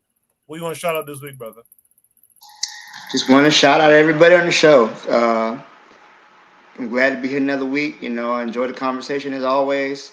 I hope we get more sisters on the show. That's what I really want. I do my part so I can bring some of my lady friends on, see how that's work out. But yeah, I do want to have a deeper discussion. I don't mind staying an extra hour on Saturdays.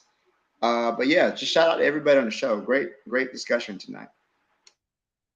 Great discussion from you. Thank you very much, Black Steel. Let's hear from Jose. Jose, want to shout anything out?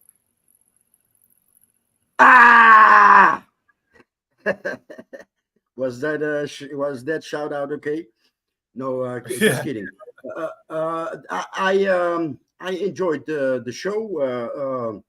The flavor, the vibe was the real things were touched. No celebrity ish. I wanna thank you. Shout out to you. I appreciate that, and I appreciate you coming up tonight. It's been a while, so again, you could always join the panel, no problem. Marcus Garvey is the way. You want to shout anything out this week? Hi, I just wanted to respond quickly to that comment that I kept seeing all the time. Who said that you were African? And I just wanted to make it quick and say, from an elementary perspective, when we see a bunch of slant-eyed people, we know without a question of a doubt that they're from India. When we see pale blonde, whether blonde, brunettes, whatever, we know they're from Europe.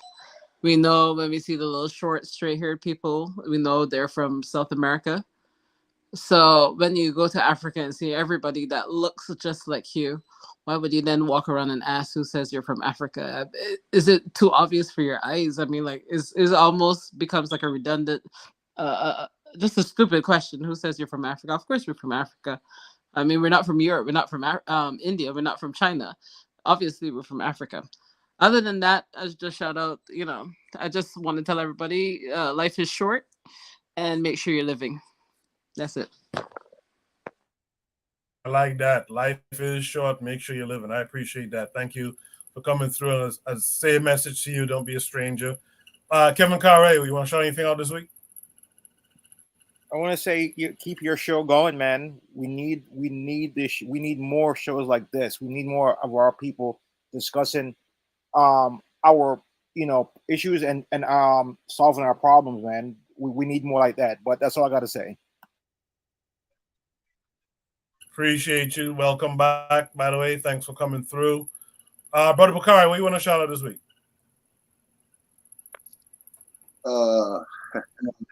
Pro-black businesses. I'm going to always say that. Hey, Bawana, I was talking about the garbage can cleaning business. You know what? I ain't even got it set up yet, but I'm working on it, but I got 50 customers already. Since I was trying to inspire people, I guess I'm going to have to show them. So I have everything set up, hopefully, in about another month, and I will film me showing you how to do it. And I just get out there and do it so people can understand. But support black business, respect yourself, black man, love your woman, and keep her close to you. Don't hate your black woman. You love her, respect her, keep her close to her. Let her know how special she is. On that note, thank you for letting me speak, my man. Yes, sir. I second that thought. Anthony, you want to shout anything out? A last shout out before we go? Yeah, brother Coco. I wanted to shout out brother Obafemi. And he was saying, I talked to him, and he was saying he was trying to get in contact with you, Coco, about probably doing another interview. Yeah, I'm going to interview him about his book. Yeah, I was talking to him. Yeah, he got a new record out too, man, called Clothes. It's a real deep record, man. Okay. Okay, and I want to say the Jose Bras, man, one of my favorite groups of all time was a Cape Verdean group called Tavares. Remember Tavares, who had the song "It Only Takes a Minute," girl? Heaven must be missing an angel. Yeah, heaven must be missing an angel. That one right there. Yeah, they was from Cape Verde. Yeah, I know. All of them were born on Cape Verde except the youngest one. Yeah. I just wanted to throw that in. The youngest one is FBA. Okay, man. That's appreciate it, brother Coco. Yes, sir. Thanks for coming through. Hope to see you next week. Last you but will, not least, Buana. Want to shout anything out this week? Shout out to the three brothers just now who broke down that historical thing. For me personally, I took away a lot from that discussion. I think that more people need to hear that kind of discussion. I think that they was very historical in what they were saying and factual. Anthony McFall was talking about the history of where that in the whole Indian Dane Calloway nonsense came from. In Louisiana. I need to do some research on that because I didn't know that at all. I didn't know that shit at all. So I want to really do some more research on that because I really wanted to know where that came from. And he gave some historical information in terms of where a lot of that messaging came from. It was Black Indians out of Louisiana. So I really need to do some research on that. But it's very good information the brothers did tonight. In particular with the three American brothers who gave some historical background and a political standing on the term African American and Black American and all these. I don't know. I just need to listen to that again. But I appreciate the brothers, all the brothers who contributed tonight. My good sister, Marcus Garvey is the way. It's all love. So respect to the brothers, man. Until next week. I think I got everyone there, right? Thanks for that, Buana. The same man who messed up. There. All right.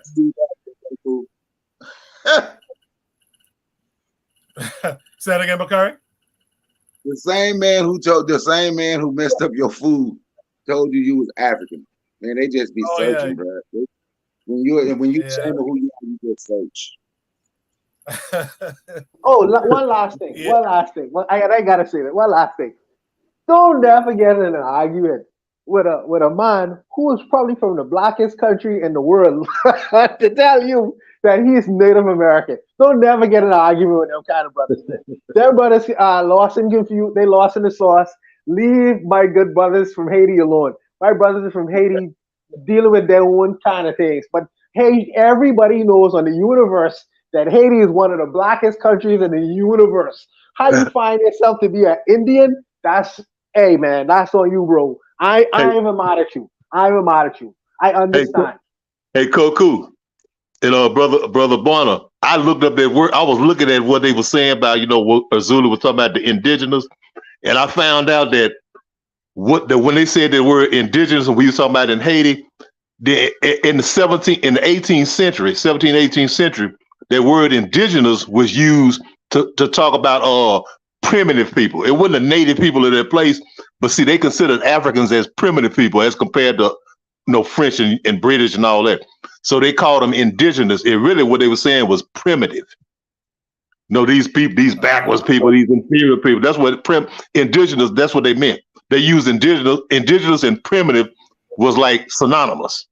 So they weren't talking about the indigenous people of the land when they was talking about the black people. When Dessalines said the army of the indigenous, it was just a word. Remember, Dessalines' education was French.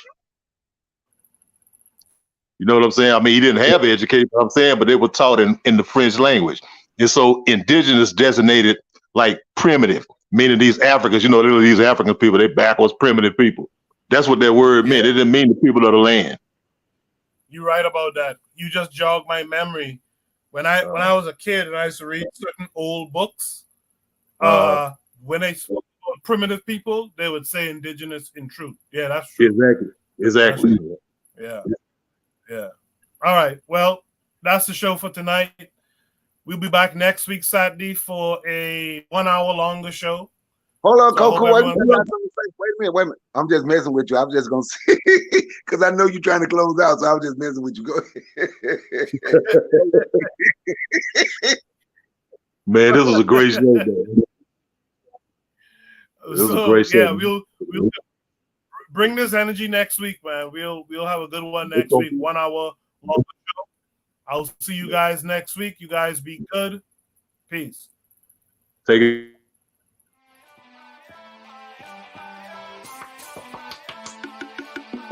Thanks for listening to the Bitter Medicine Podcast with your host, Koku. If you like what you just heard, we hope you pass along our web address, bittermedicineblogs.com, to your friends and colleagues, and share our show to all your social media. Be sure to check out our archive section on our website for previous podcasts. This has been a KWAZ radio production. Join us next time for another session of the Bitter Medicine Podcast. Follow us on Facebook at Bitter Medicine Show, Twitter, Bitter Meds, Tumblr, Bitter Meds, Instagram, Bitter Medicine.